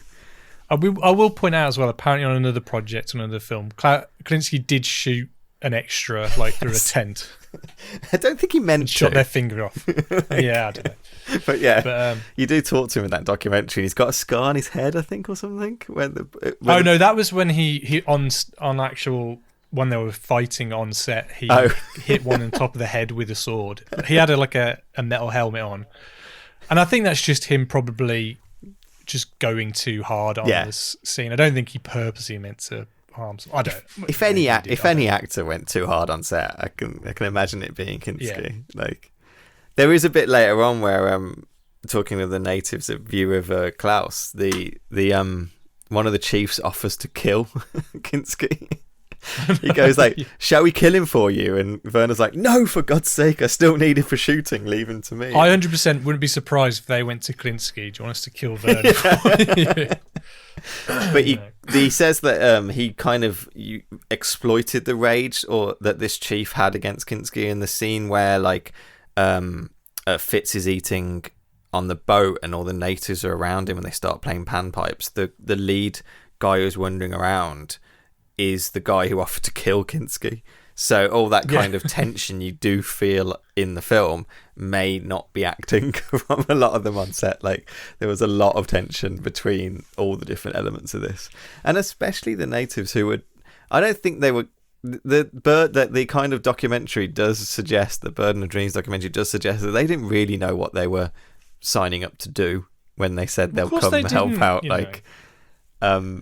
And then they kind of get trapped into this ongoing hellscape that goes on for, I don't know, 2 years or something of trying to. It's not just them who mistreated. I think animals are badly treated in this film as well. If you're watching the documentary, there's this pig that kind of lives in the kind of the floodwater thing, and the way they're kind of moving it around on set just looks like just very inhumane. They've got monkeys that are chained up. There's a tiger, like a baby tiger, that he kind of throws on a bed, and it kind of looks like it's got all scabs all over its head. And I noticed that it's not a tiger, but it is like a wild, like a big cat, isn't it? Yeah, and it's like, what's going on there? And its eyes were all really there's puffy, a bit in the and document, it had scabs all over its head and stuff. I saw. And I'm not sure if Werner Herzog was saving this animal or what, but there was a goat or something swimming in the lake. Oh It out of the water. I think he was saving it from the water. Yeah, fair enough. All right, you're a hero there, though. The way he's on that boat, he's like proper action man. He's at the front of the boat the whole time, just like, I'm in the thick of this. I'm, more than any of you guys, I'm in the thick of this. Yeah. And I think that's definitely the way he shoots. It's kind of like, look, if I can do this, anyone can do this kind of thing. Yeah, it's like a bit like Tom Cruise, doing all his own stunts and stuff. Yeah, but they actually crash the boat, and they're actually in the boat in the rapids as it's thrashing around. Those scenes are immense. Both in the film. Apart from when you see the documentary. little toy boat. The toy boat kind of ruined it a little bit because the water looks massive compared to the little toy boat. I don't know why they needed that, because they had plenty of shots of the actual boat hitting. And the kind of mock-up boat as well, the one when they put scaffolding on a tiny boat. So that looked really good, actually. Exactly. Those are the things the filmmakers do. So they don't have to just send a huge steamship through the rapids. The cinematographer got his hand cut open down the middle, and apparently it was something to do with the way Kinski opened the door, and it sent the lens flying off the camera or something. I'm not exactly sure what was going on. No, but it's really basically confusing. He's raging while he's helping the guy at the same time. So he's actually. The main actor is actually bandaging up the cinematographer, because there's only about 4 or 5 of them on the ship at this point, because no one else wanted to go on it. Yeah, so basically they sent the ship down the rapids to film a ship going through the rapids, and it gets quite badly damaged, but it's still kind of serviceable. So Werner Herzog goes, right, I'm going to get on the boat and I'm going to shoot some footage from the boat in the rapids that we'll use in the film. And Kinski goes, well, if you're going on that boat and it goes down, I'll go down with you, so I'll get on it as well. So these two lunatics, they're like egging each other on. It's like Jackass, isn't it? Yeah. They're just kind of like just trying to one-up each other's like mentalness. So this ship that's already kind of sinking gets like, they got these two like raging maniacs on board running about it. So they're shooting the actual film of Kinski waking up and realizing in the rapids and him going mad on the ship and screaming about stuff. But they've got the crew in it as well, and literally. The behind the scenes footage is more mental than the actual footage he shot, because you just see how like this ship is careening out of fucking control. They're acting, but they're also not acting at all, because most of them are just, this ship's about to go down. And as you say, guys are getting their hands cut, and they're having to protect each other now and again when they see they're about to bash into the sides. Like they all kind of brace each other and stuff. It's fucking mental. Apparently, when he had his hands sewn up, because apparently he was really quite badly down the middle. Yeah. Like, it's bleeding apparently quite when it's a lot. getting sewn up, it was, it was quite a long surgery, and apparently, because they had, like, on the campsite, they actually had prostitutes to kind of. Yeah, I was going to say. Apparently, a priest kind of suggested this or whatever to kind of keep the men sane or something like that. So apparently one of the prostitutes put their breasts on his head to calm him down because he had no anaesthesia. So to calm him down and stop his screaming, she just plopped her breasts on his head. All these fucking 70s liberals who are just fucking mad art people are just like, yeah, Werner's like, well, obviously if I shot this film in the Europe, I would never have prostitutes, but you just do that kind of thing here. You're like, do you, Werner?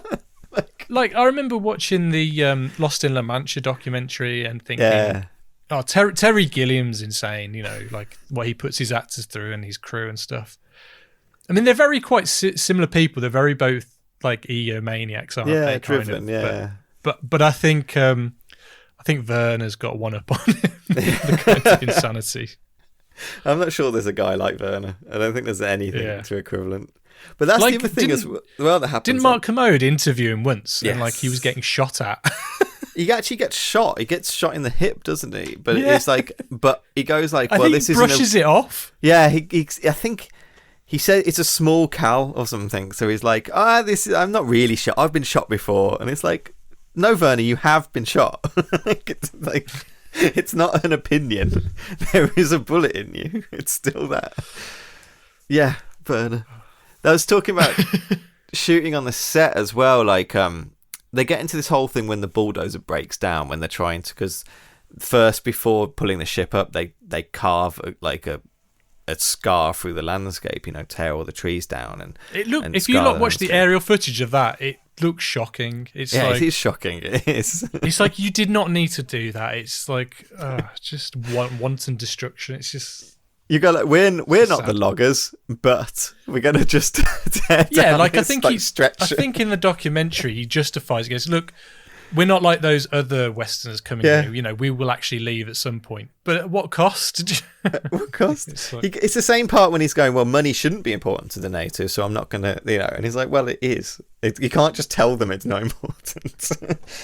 But yeah, so what happens? They're kind of getting stuck there because the bulldozer's breaking down, and you start getting tons of tension with the different native populations around.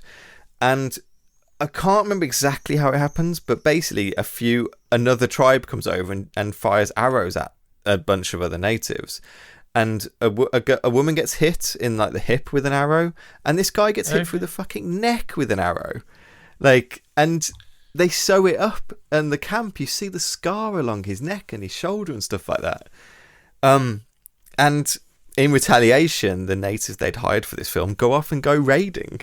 Like, they all get their arrows. He's like, who am I to kind of stop them doing their So they fuck off. So they can't film anymore. They weren't filming anyway, but they fuck off to go raiding. And a while later, they come back and say, look, we calmed everything down without like fighting, which is wonderful. But the other thing that made me laugh is that Werner's holding these arrows that had gone through this man, and he's like, look, you got all the blood on it. Blades are massive. They're huge, aren't they? The huge arrowheads. And he's like, look, like you got spears. all the blood here and stuff. And he goes, what was it? He goes, I might give this to my son. He'll be really excited by the idea that this has gone through a man. I'm sure he is. Werner. Oh dear. It's insane. Should we actually go through the film a little bit? Yeah, why not? We'll try. It's this film opens very fucking weirdly as well. Like, do you know what annoyed me was you've got loads of great imagery of the opera, yeah, and it's just covered with the credits all over it, and that really bugs me. And I don't know about you, but I thought this film was originally shot in German, so I put my Blu-ray has the option that says, do you want to watch the British, the English, or the German version? Did you watch the German version? Well, I put it on, and then I was thinking, hang on, I was watching their mouths move, and I was thinking, hang on, they're speaking English. So then I put on the English version, and I think they're actually dubbed again in English. Yes. I went through a very similar process. Because it's clearly the whole film's ADR'd, but it is ADR'd. Well, I mean, by you'd the have actors to on themselves. the water and stuff like that, clearly. Yeah, but that's true. But I thought, maybe it's ADR'd because they're actually shot it in German, but they didn't. They shot it in English. So yeah. But I think they've got that many different people from different cultures. So you've kind of got Mexican. I think you've got a lot of the kind South of bit characters in American. this are all Brazilian soap opera actors and stuff like that, and they're fucking awesome. I think they're really good in this film. The guy who plays Don Aquilio, who I just think was fucking great. He's like a Brazilian. Oh, the one who's throwing the money at the fish, and the fish eats the money. And he's being carried around by the Sherpas or whatever. I couldn't believe that. Like that scene when he's getting carried through the jungle by like the natives, and all the natives are just like in bare feet carrying him on his shoulders. I was like, I know this is what the fucking robber barons would have done, but it makes me really uncomfortable to see it. Yeah, but he personifies that kind of person though. Like he's got that big. He's just a big guy, and he's kind of got those kind of. His mouth's that big that his teeth aren't big enough to fill it, so they kind of like stick out, and they're kind of a bit spaced out at the bottom. And do you know what I mean? He looks like he's always kind of wiping his face, and I don't know. Yes, sweaty There's a good scene where they're shooting and he walks across. This is in the documentary, and he's like mosquito net keeps blowing down in front of his face. And Werner comes over to tell him to kind of maybe you put the hat down before you walk across here. And the guy, without Werner saying anything, has already taken it off and he's using it as a fan for the next part of the scene.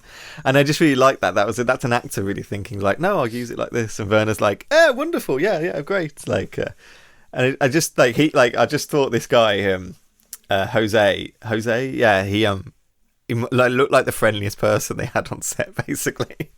Like just a friendly Brazilian actor who got roped into Peru with Werner. But so the beginning of the film starts off with like an opera, and it's all and then Fitzcarraldo turns up on this small boat with his is it Molly?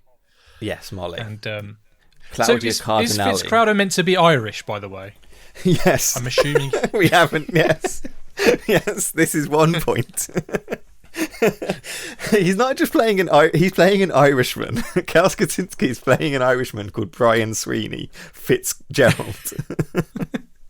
He's the least probably more believable Irishman with the original ever. actor, but yeah, a little more. Yeah, that's a really good point. But anyway, he gets off this small boat, and he's got this white suit, but it's just filthy. Yeah. He's been trekking through the Amazon for weeks on end. Yeah. And he has to get to this. Yeah, he says that he's been on a boat for 2.5 days. No, is it 2 days and 2 nights? He's been rowing. He's desperate to see this performance because he loves the singer. Is it the same song that he's playing on the record? It's not the same song. It's the same performer, opera singer, same performer who he's obsessed with. Which the play though they watch at the beginning is a Verdi. Okay. Arani, I think it is. Yeah. I like how he's late to the performance, and a bit like that scene in Spider-Man 3 with the snooty usher. It's changed in this one. The guy lets them in, and they kind of watch the rest of the opera together. But then it's a funny little conversation they have. The guy's like, I'd like to go see the opera too. But so the scenes that follow in that, I guess, is when he's trying to get the money to kind of create his opera theatre or whatever. Because he's obsessed with opera, and once he's had to travel, as you say, 2 days and 2 nights to go to this opera. so he wants an opera house where he lives, in the town where he lives in, Irikos or something.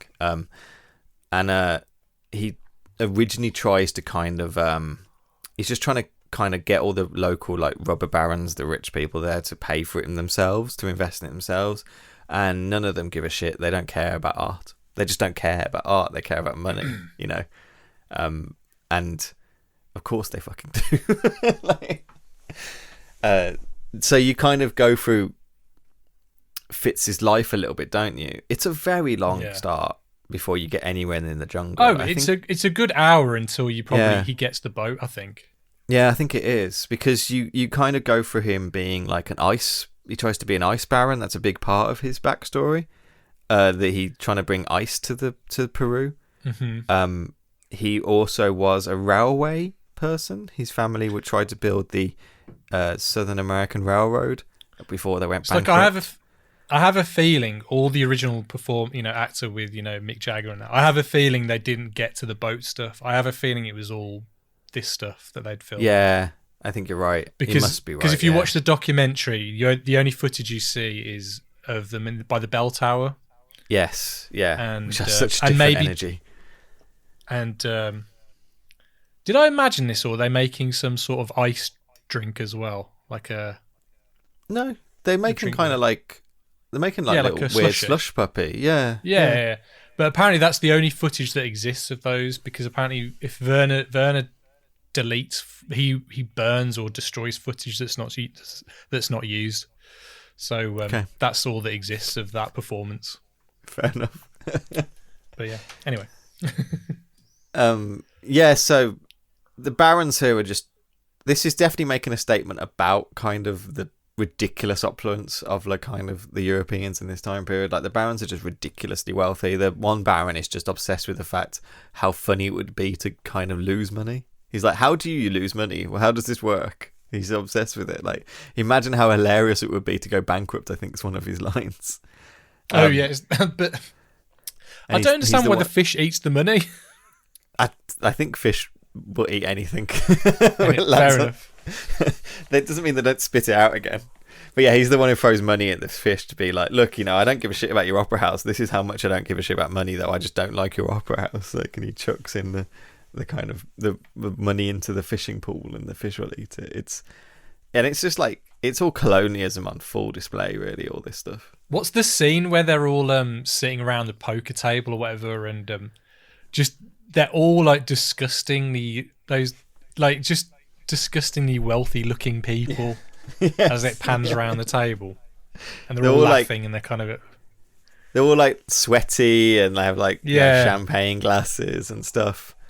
Is it in the film or is it in the documentary where they're sharing out glasses of champagne?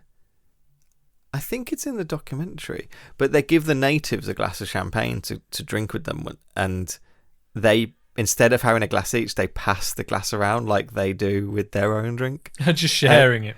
Because they're sharing it. This is a nice thing. I'll have a sip, you have a sip, kind of thing.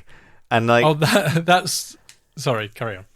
No, go on. I was just like, it was a stark difference to me between like the kind of, these people, as you say, like playing poker and stuff like that, are basically having a bottle of champagne each, Yeah. And I just thought that was really stark in the way these two kind of cultures are clashing, really.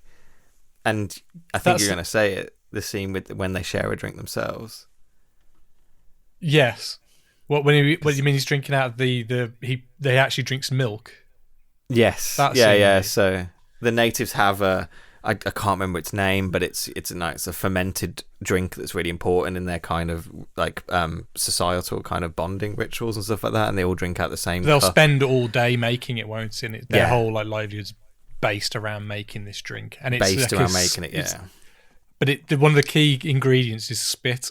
Yeah. It kind of ferments the spit or something. I don't know. But Klaus Kinski is not only in character, but also himself incredibly turned off by this idea. Klaus Kinski was obsessed with he'll get an infection from it, so refused to drink it. So he poured away this drink that they'd made that they were sharing and put like condensed milk in it or something because it looked similar. Which made me laugh because I was like, if you're trying to like you're working with these natives so close, and this is really important to them, maybe don't do that. Like maybe that's not a thing you do. Like when something's but that. it's also that made key. out of the river water that's not been probably Yeah, sure. treated and stuff. There's a lot of things. I'll say, But anyway, yeah, I can imagine. It just made me laughing. Like it just made me think about like the way like they're clearly trying to make a point about kind of European colonialism in this film, but also they're kind of doing the same thing in real life. Just backing everything up. Yeah. Yeah. But where were we? Yes, so he kind of realizes that he's never going to get any robber barons to kind of put the money up himself. So he starts thinking maybe he has to become a robber baron. So one of the local other barons shows him an area of the Amazon that is unclaimed. It remains an unclaimed parcel. Because you're in this time period at the moment where the Peruvian government, I guess, are selling off plots of the Amazon to like European industrialists to exploit and to make money from. So there are these plots of land that are already drawn out, and it doesn't matter to the people that drew these things about who's living in these areas. It's just the fact that it's got rubber trees in it, and that's what everyone's making tons of money from. But the problem with this area of land is the fact that it's not accessible from the Amazon because of a huge amounts of rapids that are on the river. So in between this plot of land and the Amazon, which the Amazon is then you can trade to the Atlantic, there's these impassable like rapids. And Fitz notices on the map that another tributary of the river comes very close to the other river that the plot of land's on. So he starts thinking, if I can get a ship down the river that we can sail and then get it to the river that we can't sail, if I get a boat basically beyond the rapids, I can use the boat in that river to kind of transport the rubber up and down the river and then get it to the Amazon on the river we can transport. I've made such a bad effort of explaining this, and I have to point out that like the film explains this like 5 times. Even like really far along in the film, they're still explaining his plan because it doesn't quite make sense. Like because you still have to get the rubber from the river that you can't pass to the river that you can pass, and it doesn't like so you've got to get the boat back over the other side. It would have made more sense to take another 2 boat boats that they could have constructed on the other side, so you've got 2 boats either side. That would have made more sense. He basically should have taken 1 boat down and then on the other river built a boat by just exactly. Well, like the original guy, he dismantled which is what the original guy does. But instead, have another boat that's inside the bigger boat and take the smaller boat over the other side. That would have made sense, but no. That's That's the funny thing as well. The original story, the guy didn't drag a ship over the hill. The guy dismantled a smaller boat and took it over, and then built the boat again. So that was a 30-ton boat. This is a 365-ton boat.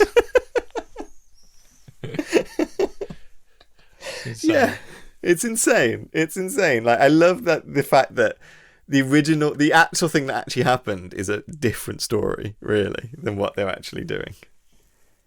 So yeah, he eventually gets a boat, doesn't he? That's in very need of like repair. Yeah.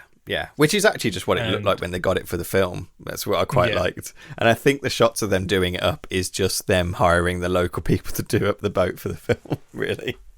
Yeah. The one guy that they hire that's kind of like the go-between almost between the Brazilian guy. You know, he's kind of got a massive jaw. He looks like a Bond villain. Do you know what I mean? He's a big tall guy. Oh, God. I wrote that this guy is like an Incan god. Like, he's the guy that's in Puma Man. Oh, is he? That Brandon was on about, yeah. So he's like the engine room guy. He's the guy like shoveling coal into the steam engine basically to get it to work. He's huge, giant jaw. Yeah. He's really cool. But he's kind of he's not a spy, but he's definitely like keeping tabs on Fitzcarraldo originally anyway, isn't he? And he's a bit unsure about him. I'd say so. He's definitely got his number Yeah. anyway. He knows that this is bad news, I think. You're also introduced to the captain. Yes. They hire a Dutch captain. Who I swear that's not his real voice, and I looked it up and I tried to find out because obviously he's dubbed, but he sounds exactly like the guy from Bill and Ted's Bogus Journey, who the Denominous. Paul Hitcher doesn't seem to have much. The actor. Yeah, the actor himself who plays the guy. Yeah. He doesn't seem to have done to be honest, much I wouldn't else. be surprised if he was a real boat captain. Yeah, you know what, he could be. The fact really that he's could be. actually operating the boat. Yeah. That could be It's true. like I think a lot of the people they probably hire in this are probably people who do what they do for a living. Like I think I a like lot the of them chef, are people who were just in the city, in the town. Yeah. Yeah, the chef's the same thing. The cook, Harakiki or something. Yeah. That's his actual name as well. That's what gives me the hint that he was just a guy that they had around town. He's wonderful. I love this guy, the cook. He's fucking brilliant. I love how he brings on his women to the boats. So I couldn't work. Are they prostitutes or not? I think so. Yeah. I like how they have a fight on the boat, and then Fitzcarraldo just kicks them off the boat. And Orinoco Paul, as he calls himself, is not happy that there's women on his boat because that's an omen. Women bring death on ships or something. I tell you though, when they finally set sail and they go and get the railroad tracks, because I'm assuming that's his original plan to kind of get the ship over the mountain. I don't. Is that you know right? what? I don't know because they don't seem to use. Because there's a line later on, and the captain goes, "Well, I could have told you that the railroad tracks would have been no good in getting that boat over the mountain." So I'm assuming though he was planning on creating something that could push them over. I was just like, you could have just built a train going either side. Like if you have, I don't know, whatever. They have a train. They have a train. His family build train lines. So you could have just made a little train line, a little tram line going up this hill. Not a big one, just a small tram line going up and down this hill. Could have been what you needed. But that station master, who's played by Grand Otello wonderful. or something like that. Yeah. He is my favourite Grande character in the Otello. film. He's like so happy to see Fitzcarraldo because obviously he's kind of abandoned this project. It's like one of his many projects that he kind of half finishes or whatever. Yeah. And he's been looking after it, kind of making sure that no one steals like the iron, from the tracks and stuff. And he's even electrified them so anyone gets close to it. And he's really upset when they start to take the tracks up, but he's like, just don't take the ones under the actual train. Yeah, if you take the ones under the train, I can't move the train. And he's wearing his little kind of train outfit as well. You can tell he's been washing it and cleaning it for like 10 years. He puts it on every day, waiting for Fitzcarraldo to turn up. But I was hoping he joined them on the crew. Yeah. But apparently he's like a famous South American or comedian. Yeah, like he's got a huge list of credits, and he seems like he was an actor, comedian, singer, composer as well. Like, really interesting guy actually, and he was great in this film. Had tons of it. When he turned up, I was like, this guy is great. Another bit player. The bit players in this film were all, and he was another one that I just thought was wonderful. As you say, like, wish he had gone on the boat. To be honest, wish he was around more. Yeah, because although maybe the actor lucked out there. He had probably one of the easiest scenes to film. He probably saw what was coming and was like, nope. Weird thing, it says here he died 78 years old in Charles de Gaulle Airport in France. In the airport. Oh, okay. That's weird. Anyway, he was wonderful. I quite like the captain, even though he was a dick, but I love the cook and I love the engineer and I love this guy as well. I love the cook. I just love how he's so happy about everything, and they keep saying, just kind of goes with the flow. And he's like, they keep saying he's really intelligent, and you kind of actually do get that from him as well. It's not just throwaway thing. He is really intelligent. He's just a drunk, basically. It's like later on in the film when you think everyone's abandoned him, you think the cook's abandoned him as well. Yeah. But he's just asleep still. He's like, oh, I drank too much. What? We're on the rapids? What? Like... But going back a bit, like Molly, the madam. Yeah. Why do you think she's so obsessed with Fitzcarraldo? Like, what is it about him? Do you think that she's like? I wrote a similar question to myself because there's a scene where they're at the party and everyone goes mad at Fitz, and Molly Didn't he play the song? Doesn't he put the song on the? Yeah, he tries to put some opera on someone else's party.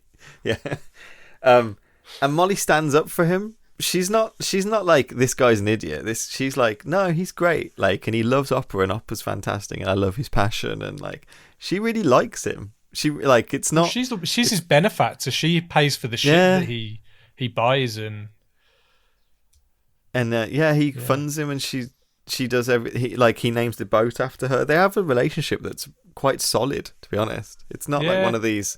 It's not one of these that are portraying them in any bad way. It's that these two people stand by each other, in their own way, and they kind of work with each other. It's it's interesting. It's weird. It's a weird one but he refuses to live or stay with her though, and just chooses to go back to his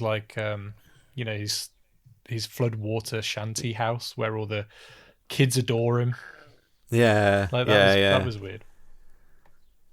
She's an odd one, and that painting that he gives her is so terrifying. Oh, it's so badly done. It's them two. I tell you what, that painting, I think he looks a bit like Steve Buscemi anyway, but in that painting, he definitely looks like Steve Buscemi. If any painting was ever haunted, it's that type of painting. Yeah, just the spirit of I don't know, the spirit of Klaus just haunting this photo and bringing destruction to all around it. It's like a Ghostbusters 2.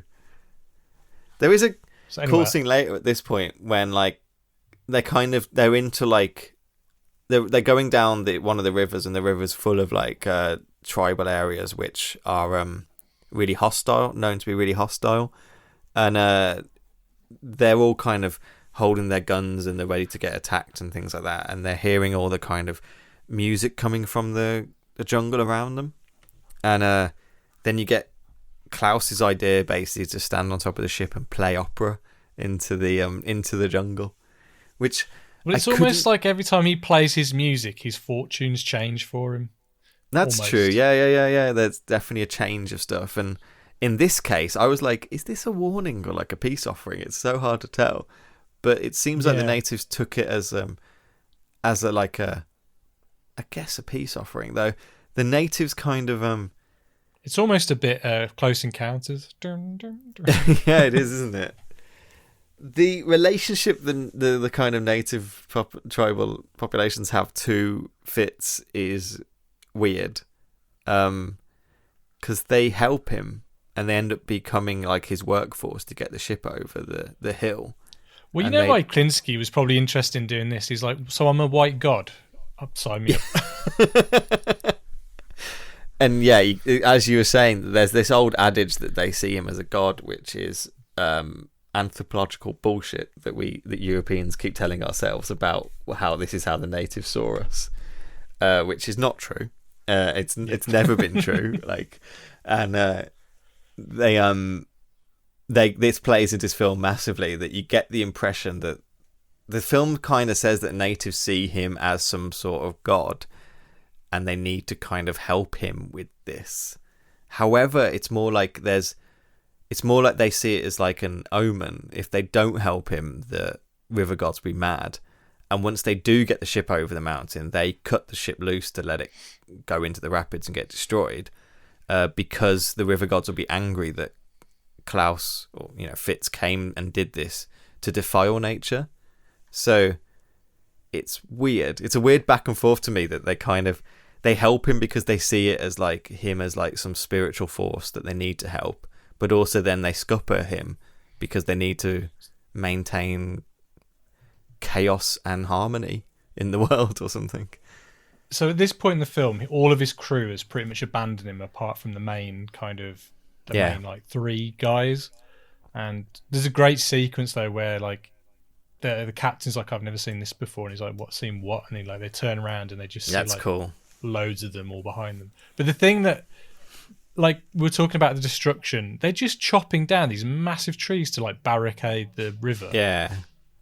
And it's just like, oh man, did you need to do that? Like, I love trees and stuff like that. Like, I'm a bit of a hippie kind of guy with it, because things like that. And whenever I see trees chopped down and stuff, it's like, why, like, and this sounds really weird, but I try not to do any of my art on paper anymore. I kind of keep it all digital and stuff like that, just because it kind of really makes me sad. Yeah. And even though I'm using electricity, which uses fossil fuel, but anyway. Sure. Do what we can. It's just crazy just seeing these massive, beautiful trees just being like hacked down just for a film, and it's like, oh. It's when you watch them in the documentary and actually in the film, the people clearing trees, they're experts at it. It's quite amazing actually seeing them fell a tree. With their kind of, with the technology they have. I know they do it in their culture and that's fine, but just for a film, it just didn't feel like it was necessary. Yeah, that's what I was going to say. That the silly thing is, there's such a big difference between these people who probably every single day they're chopping down trees. It's probably the most important thing to keep the society running. It's such a big difference them doing that every single day, and also planting, and also the fact that forests regrow in that kind of way. But well, they've kind of got that. They've got that relationship with their surroundings, haven't they? I'm sure. Yeah. Do you know what I mean? Whereas, and it's the same. It's the same thing as woodlands in the UK. Like there's a European idea that the Amazon is more natural than the world we live in because it's more confusing to us. But all the archaeological work they're doing nowadays is showing that the Amazon's as planted as woodland in the UK is, because the Amazon has been continuously lived and used as a resource for thousands and thousands of years. Like, so the difference between these people using their resource in the way they use it is such a difference between tearing a scar through the landscape with bulldozers. I mean, that's such a difference. It's such a tangible difference. Like, and you're right. That's the weird thing about this film, is seeing them like knock a tree down is like, yeah, that's okay. But then seeing what they do only like half an hour later, when they mass just tear out a scar of the land, I think it's a bit shocking to me. I found it shocking. I did. Found it off-putting and shocking.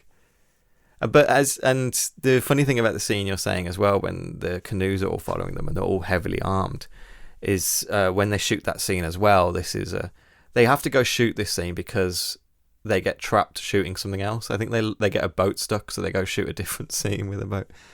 And they basically found it terrifying while shooting it, because these people are all like outnumber them, are kind of in these canoes far away from them. They're all heavily armed. They don't really speak the same languages. They can communicate, and you get this bit in the documentary where they're actually quite tense. This situation it's tense in the film, and it's tense when they're actually making it, which is again. Well, you see Werner Herzog kind of direct. He's wearing his little speedos or little shorts, and he's like, he's having a go at one of the ones in yellow because they're sitting to the wrong side of the boat and stuff. Yeah. It's like go back, and they've got to travel all the way back upstream. It's like, is it worth all this effort? I don't know. I can't tell if it's worth all this effort. I can't tell. I'm broken by it. So they come on board, and you get this. I think it's a really cool scene when they're walking on board and they're all kind of shaped like stroking Fitz's hand, like it's like they're making a deal, and then they're kind of crowding around him and they're kind of touching his hair and cheek. But that kind of little kind of brush of a handshake, I just think is such a cool little kind of thing they captured for this film. And it's really like, it's one of the only moments of the time in the Amazon where there's a peace, where there's like, it's not like hell. It feels like they're achieving something, and you can do this, and it's successful, and this is going to work, and there's harmony in the kind of story they're telling. So it's worth noting, I think the chef is the only one who kind of can communicate like back and forth with them. Yeah. Is that right? Yeah. Yeah, I think so. Though I don't know if the engineer can as well, but he might be able to, yeah. You don't see too much of him either. He's more just he's not as forward focused in the latter sections, I think, really, than the others. For some reason though, he's got flipping dynamite, and he's just like chucking it in the river, and just like, I could have pictured him in like loads of Cannon films in the 80s. I don't know if he was or anything like that, but like he feels like he would have been in a lot of straight to video kind of action films. This is so this time of the film where, as you say, like they start just carving their scar through the landscape, and I did love the old school theodolite that Fitz uses. That's a cool little bit of old technology that I enjoyed. What's that then? It's the thing for measuring levels, you know, when he's looking through. Oh yeah, whenever they're doing new roads and stuff, they get them out. And he's got an old timey one, which I just thought was really cool. And he's just basically marking the trajectory, like, go through this way, this is how we're going to get to the other side, kind of thing. And the same thing, this is the bit when they take you up into the tree canopy as well, and they shoot him with a helicopter. And there's a bit in the documentary when they explain that Klaus Kinski does a thing called the Kinski spin, I think Herzog called it.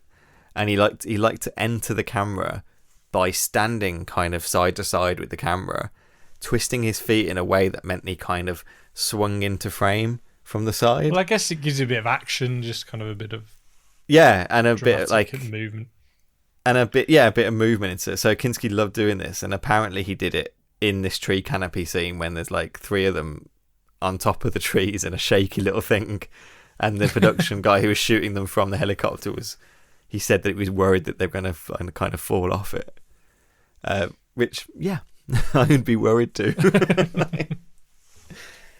And you start building all this.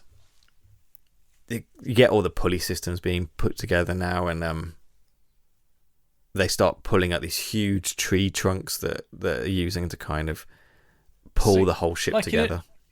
In a normal film, you think, okay, these are probably like hollowed out trunks. They're probably, they're not real. They're made out of MDF. They're just painted. You know what I mean?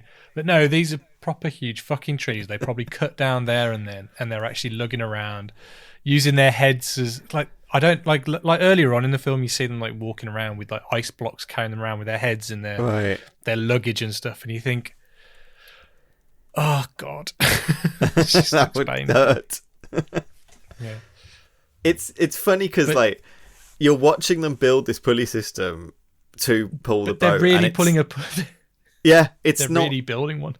He's just shooting reality in a feature theatrical style. I mean, you can tell he's a documentary filmmaker. Yeah, because he's obsessed with the reality of it. Do you know what I mean? And yes,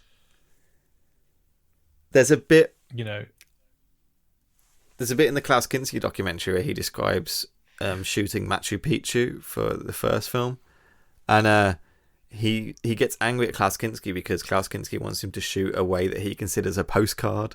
Like that it would show all of like the landscape in a way that he thinks you can get that on a postcard. Yeah, and I don't want to shoot that. I want to shoot, and he uses it. I wish I'd written it down because he uses a bunch of words together that describes the way he wants to shoot it, and none of them to me were a description of how he wants to shoot it. It was like, if that was like on an order card, like I want it shot like this, I'd be like, okay, I'm none the wiser of how you want it to be shot. He's just like, I decided to have no faces in it, and Klaus was very angry that I wouldn't shoot his face in it. So I said no human faces. It was that far back. It's basically a big load of them walking down a mountain, isn't it? Or like a pathway, and he shoots that far back, and it's that cloudy that you can just see like little figures just moving. So he just like took him out. So he's not even in that wide shot. It just takes out his like power in the scene, like, but also doesn't do it in a way that's grandiose at all. Like it doesn't like what Klaus says that the only interesting landscape it's not showy. It's not showy. Thank you. Yeah.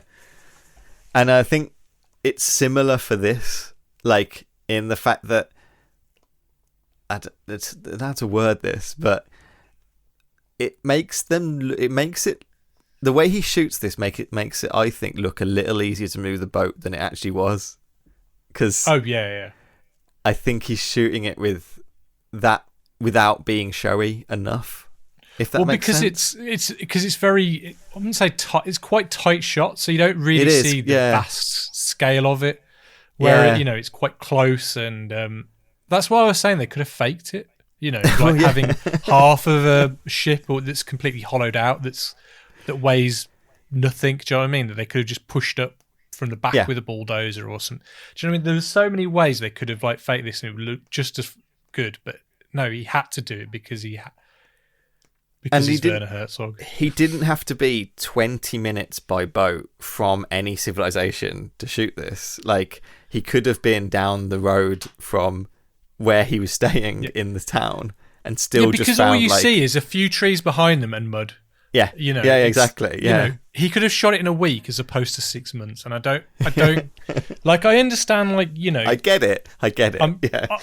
I torture myself with making films. I make life difficult for myself, but there's a point where there's making it difficult, and there's just being needlessly wasteful, and I don't know. And the thing is, if it was no one else but Werner, I'd be like, I don't know. I don't know. The fact that it's Werner, I can't tell Werner Herzog what to do. What's my opinion on what Werner Herzog wanted to do to shoot this? It's nothing, but it's just it was a thought that I couldn't stop thinking about when watching the film, especially when watching the doc. Like, in the fact that so much human misery went through this film, and it was kind of needless, and that might be the point. I think that might be the point. Well, that's what I was saying. Like, there's that quote that he said that he's a connoisseur in the, what is it? I can't remember what I said now, but in the needlessness. Conquistador, the useless, I think, is the useless. Yeah. Yeah. But when you was like, so when they get to the other side and they're all cheering and they're like all happy and stuff, you kind of, unless you haven't read into the film or watched the documentaries, I don't think you feel that elation that you should feel. Yeah, personally. I get that. I don't know. Just because, like you were saying, they didn't film it grandiose enough, or at least just have a few shots, like aerial shots or something that kind of shows how much they've got to travel. Because apparently it's meant to be like a mile to 2 mile kind of span. Yeah, that's quite vast. Which is the whole thing is insane. It just looks like a small hill that you see in a park. Yeah, you're right, and I think it's probably largely to do with how kind of out of control this production had gone. Even to be, can you imagine trying to do camera setups for something that you're scared is going to start kill half your crew? If another rope breaks, after waiting 6 months to even shoot it moving because you couldn't get it moving. Like, I think, and the fact that no one would fund this film anymore, the fact that like once the boat stopped moving, all the backers like left the film. So and no backers were going to join it unless he got the boat moving. So it was this kind of conundrum of chicken and egg. Like, you need the boat to move to get money, but you need money to make the boat move. And so I think like he was out of like kind of choices by that point. He like all his ability to manage the set and manage the shots were lost at the point when this was shot then, because of practicalities, I think. Like. But it's funny to me that because of the way it's cut or the way it's edited, it did look easier, I thought, than actually it was in real life. So yeah, they get to the other side. They're all cheery and happy. They all party. They get drunk. Mm-hmm. Then Fitzcarraldo wakes up in the morning. Crew gone, save for the captain and the chef, and I guess the other guy. Is he and the gone? engineer I can't guy. remember now. No, the engineer's still there. It's the original crew. He's It's still just the natives have gone basically. It's worth pointing out that when they're pulling the ship up, two of the natives die, and then they leave, don't they? But then they leave for 2 days and 2 nights or something. Yeah, in like a sense of mourning. Yeah, and they come back, and in that time, the drunken cook has figured out a way to help move the boat using the anchor. And I don't know how. That's it. But he has definitely helped. Like, the drunken cook has helped somehow. That's important. But anyway, Fitzcarraldo wakes up on the boat, and it's like on a collision course to the rapids, so it's going the opposite way, I guess, to where they want to go, basically. Yeah, they never wanted to go anywhere near the rapids. Yeah, and then they end up in the rapids. And yeah, we already spoke about this. The ship crashes shore to shore. This actual footage of the ship getting stuck and everything else that happened. But in the film, behind the scenes is nuts. They're actually trying to play the music on the gramophone while they're in the rapids. And I think the needle's broke, so they have to create a needle out of like an actual sewing needle. And then they've removed so much ballast from the boat that the boat is too light to sail. So they're trying to sail it down this river, and the river tide itself is sending them backwards, no matter how much steam and stuff they pump into the engine. So, but you're watching them, and they're meant to be going forwards, and they're just going back and back and back and back. And you see it on Werner's face that this is catastrophe, and then it crashes into the banks behind them like a massive force. And I think at that point, that boat just gets stuck there. I don't think that boat moves again. It's still there, I think. I think that's the one that's still there. Yeah, I think. And that's when he then make the mock-up boat to him to shoot like opera on top. That's when they just make a platform on a smaller boat, which can actually sail. Yeah. So yeah, and then pretty much he ends up where he starts. Yeah, right back when he starts, he's achieved nothing. That's the whole point. Well, he kind of claims like a small victory of sorts, really. Yeah, he survived it, I guess. Yeah, that's basically someone's done it. Is almost like the point. And then he sells the boat back to the Brazilian. Rubber baron. And then the rubber before he sells the boat, does he hire, with the money he's made, does he nearly hire the opera crew to kind of play on the boat? He hires a small opera crew, and they sail up the Amazon playing opera for everyone. And Klaus has a nice big chair that he doesn't sit in either, but he has a nice big chair. That was an important bit. And then it finishes. I'll tell you what, though, the amount of extras that wave at the beginning of the film, well, not the beginning, the middle of the film when they first sail off, the amount of extras that are waving them off, there's thousands of them. I think like the entire city is turned out. Yeah, just to see a boat go off is nuts. To see these mad Europeans. We've been kind of bouncing around it the entire time. What's your kind of thoughts of it? What's your final ideas of it and stuff? I think the film itself for me is like a 3.5, 4. It's a fine film. I don't think it's amazing, but I think once you pair it with the other two documentaries, it kind of makes this powerhouse of like something really good. But I think you have to watch the other two documentaries to kind of to get the scale of like the feat of moving the boat over the mountain or whatever it is. Because, like as we said, you don't kind of get it in the film, but you get it in the documentary. And then in the other documentary, my best friend, Fiend, you get the relationship between the director and the star. Yeah, and I think with all those together, it makes something really special and really unique. I agree. Yeah, I agree. Totally. Yeah. But if you watch them all separate, I don't think they kind of work fully. But together, they make this great. It's like a weird trilogy.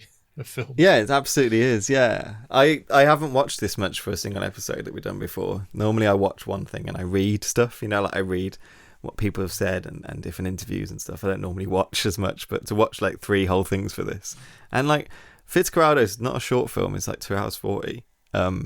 It's a decent amount of stuff to actually kind of absorb, but you're right, it's kind of worth it when it all comes together. It does make this kind of very unique kind of picture of, I don't know, egomaniac in like kind of scale of human, not endeavor, because endeavor's such like a achievement. I think the whole point is that it's not an achievement. I feel like that's the point. Like it's a lot of pain and a lot of fighting and a lot of like desperation for something that is kind of pointless or nihilist. I don't like. Maybe that isn't the point, but Werner's very hard for me to read, I have to say. What's your thoughts on Kinski's performance in the film? I don't think it's very nuanced, because it's not like like you were saying with the original actor. We assume he was going to have a growth, like a I think it was. Where he kind of, I think it's very. I think the original plot is very Apocalypse Now. You know, like right, okay. This one just kind of- feels like he's just mental at the start and he's mental at the end. Like he's just insane throughout the whole thing. And I don't get me wrong, I enjoyed watching him. He's entertaining to watch. very. But I wouldn't say it's a layered performance. But No, but it is a performance, and there is nuance in it. It's definitely all a that, performance. Like he's committed has to it all that. 100%. Yeah, and he's doing stuff. He's making decisions. He's doing things in that. Yeah, totally. I love the beginning where he when he sails up to the opera house and he's still chugging the oar around with him. He doesn't drop the oar. So like he's trying to get in the opera house waving this oar around, and it's so like even the opening shots of him, this guy's mad. You know, like it is. This guy's a lunatic. But even if we watch the behind the scenes of that and the way they're stepping on the logs just to get off the boat, the floating logs, you're thinking, well, one of them could have just easily fallen down and drowned straight away. It's lucky that didn't even happen. When she's wearing heels and stuff like that coming off that boat. Yeah. Oh, fair play to Claudia. We haven't spoke much about him, but you know, famed Italian. Yeah, her citizenship is Italian. She was born in like French Tunisia, but she lived in Paris, but her citizenship was Italian, and she's quite outspoken about that. Actually, is one of the most famous kind of Italian actresses. Fellini's 8.5 and stuff like that. She was in and things, and I think she was in Once Upon a Time in the West as well with Jason Robards. So. You almost got to be with him twice, but I couldn't figure out if this was shot on 16mm or 35 because it looked fairly grainy. I don't know about what you thought of. You're right. You're right. Actually, I don't know. I'm assuming it might be 16mm just because the way they had to film it. Just because it's probably smaller cameras, they probably just had to kind of just quickly shoot with and stuff like that. I don't know. I agree. I think it's similar quality to the documentary stuff, which I think was shot on 16 as well. Yeah. I think so. I think it's probably just all shot on 16, which is well, at least that's a decision not to lug around 32mm cameras. Yeah, big cameras, big Panavision things. It's a thing. What's your? I'd say I think I do like Kinski's performance. I can't quite imagine anyone else doing it. You know, like it's very interesting to understand what Jason Robards might have been, but Jason Robards looks more like the man from Del Monte, whereas like Jason Robards looks like he's lived in that environment for like, it's like, you know, like how Shia LaBeouf, like when he did Peanut Butter Falcon, like I'm going to be a fisherman now for like about 6 months before I do this film. I believe he was living there for like 6 months before he did this film, even though I know he wasn't. He felt quite lived in that environment. He felt very lived in, and he hated it as well. That Werner Herzog throws some shade at him in one of the documentaries, saying that like Klaus Kinski liked to think that he was a man of nature and was embracing it all, but he never went into the real jungle. He stayed in his hotel, and there's only once he went in and he took a photographer and posed in the jungle. He gets quite kind of pissy about it. In the fact, like I was really in the muck. He had a good relationship with the native people, but you know he didn't. He didn't. They all hated him. And what's your opinion, like Werner generally? Like, is this like? How have you? What like is your take? I mean, well, like we were saying, he's got a vast cinematography. You know, short films. You know, full feature films, documentaries. I've only seen a handful. You know, I've seen what's the Death Row documentary? Oh yeah, that's Into good. the Abyss, Into Grizzly the Abyss, Man, yeah. Rescue Dawn. The documentary that Rescue Dawn was based on. I've forgotten the name of. Cave of Forgotten Dreams, Bad Lieutenant. Yeah. Those. Oh, my son, what have you done? Yeah. Those are what I've seen of his work. I haven't really seen much of his early stuff, so I've got that Blu-ray set. So I'm going to it's now on my list of to watch Let's films. get into so that. Yeah. Either I'll get to them myself or someone will pick them for me. But I definitely want to watch some of his earlier pieces. Definitely. I definitely know more as a cinema, like a documentarian. Like I've seen Wheel of Time, Encounters at the End of the World, Lo and Behold, Into the Inferno, like all those kind of documentaries that he's done. But he must be aware of his own persona because in all his documentary, he's like a focal point. He's a bit like Who's the guy who did the Kurt and Courtney documentary? I'm not saying he's any like Werner Herzog's much better than that guy. Do you know which one I mean? He did the Big In Tupac one as well. Yeah, I can't. And he kind of remember his puts name. himself in the documentary. Yeah. But Werner's very aware. I think he's aware of his own unique voice and. Yeah, I think he is. I've seen like Queen of the Deserts, the most recent like fiction feature film he's done, and I quite like Queen of the Desert. It got absolutely panned when it came out, but it's one of the only films portraying archaeologists in a way that I connected to, weirdly. And I think it's something to do with the fact that Werner actually spent tons of time with archaeologists, might have actually helped him make it. But I quite recommend Queen of the Desert if you're interested in that time period. Okay. Like Robert Pattinson plays T.E. Lawrence, Lawrence of Arabia. Nicole Kidman's playing Gertrude Bell, who's a very famous archaeologist. And it's all about the kind of setting up it's all about kind of that period of time when T.E. Lawrence and the kind of Arabia was establishing and things. Hey, look, I'm always down for a bit of R-Pats, and I love Lawrence.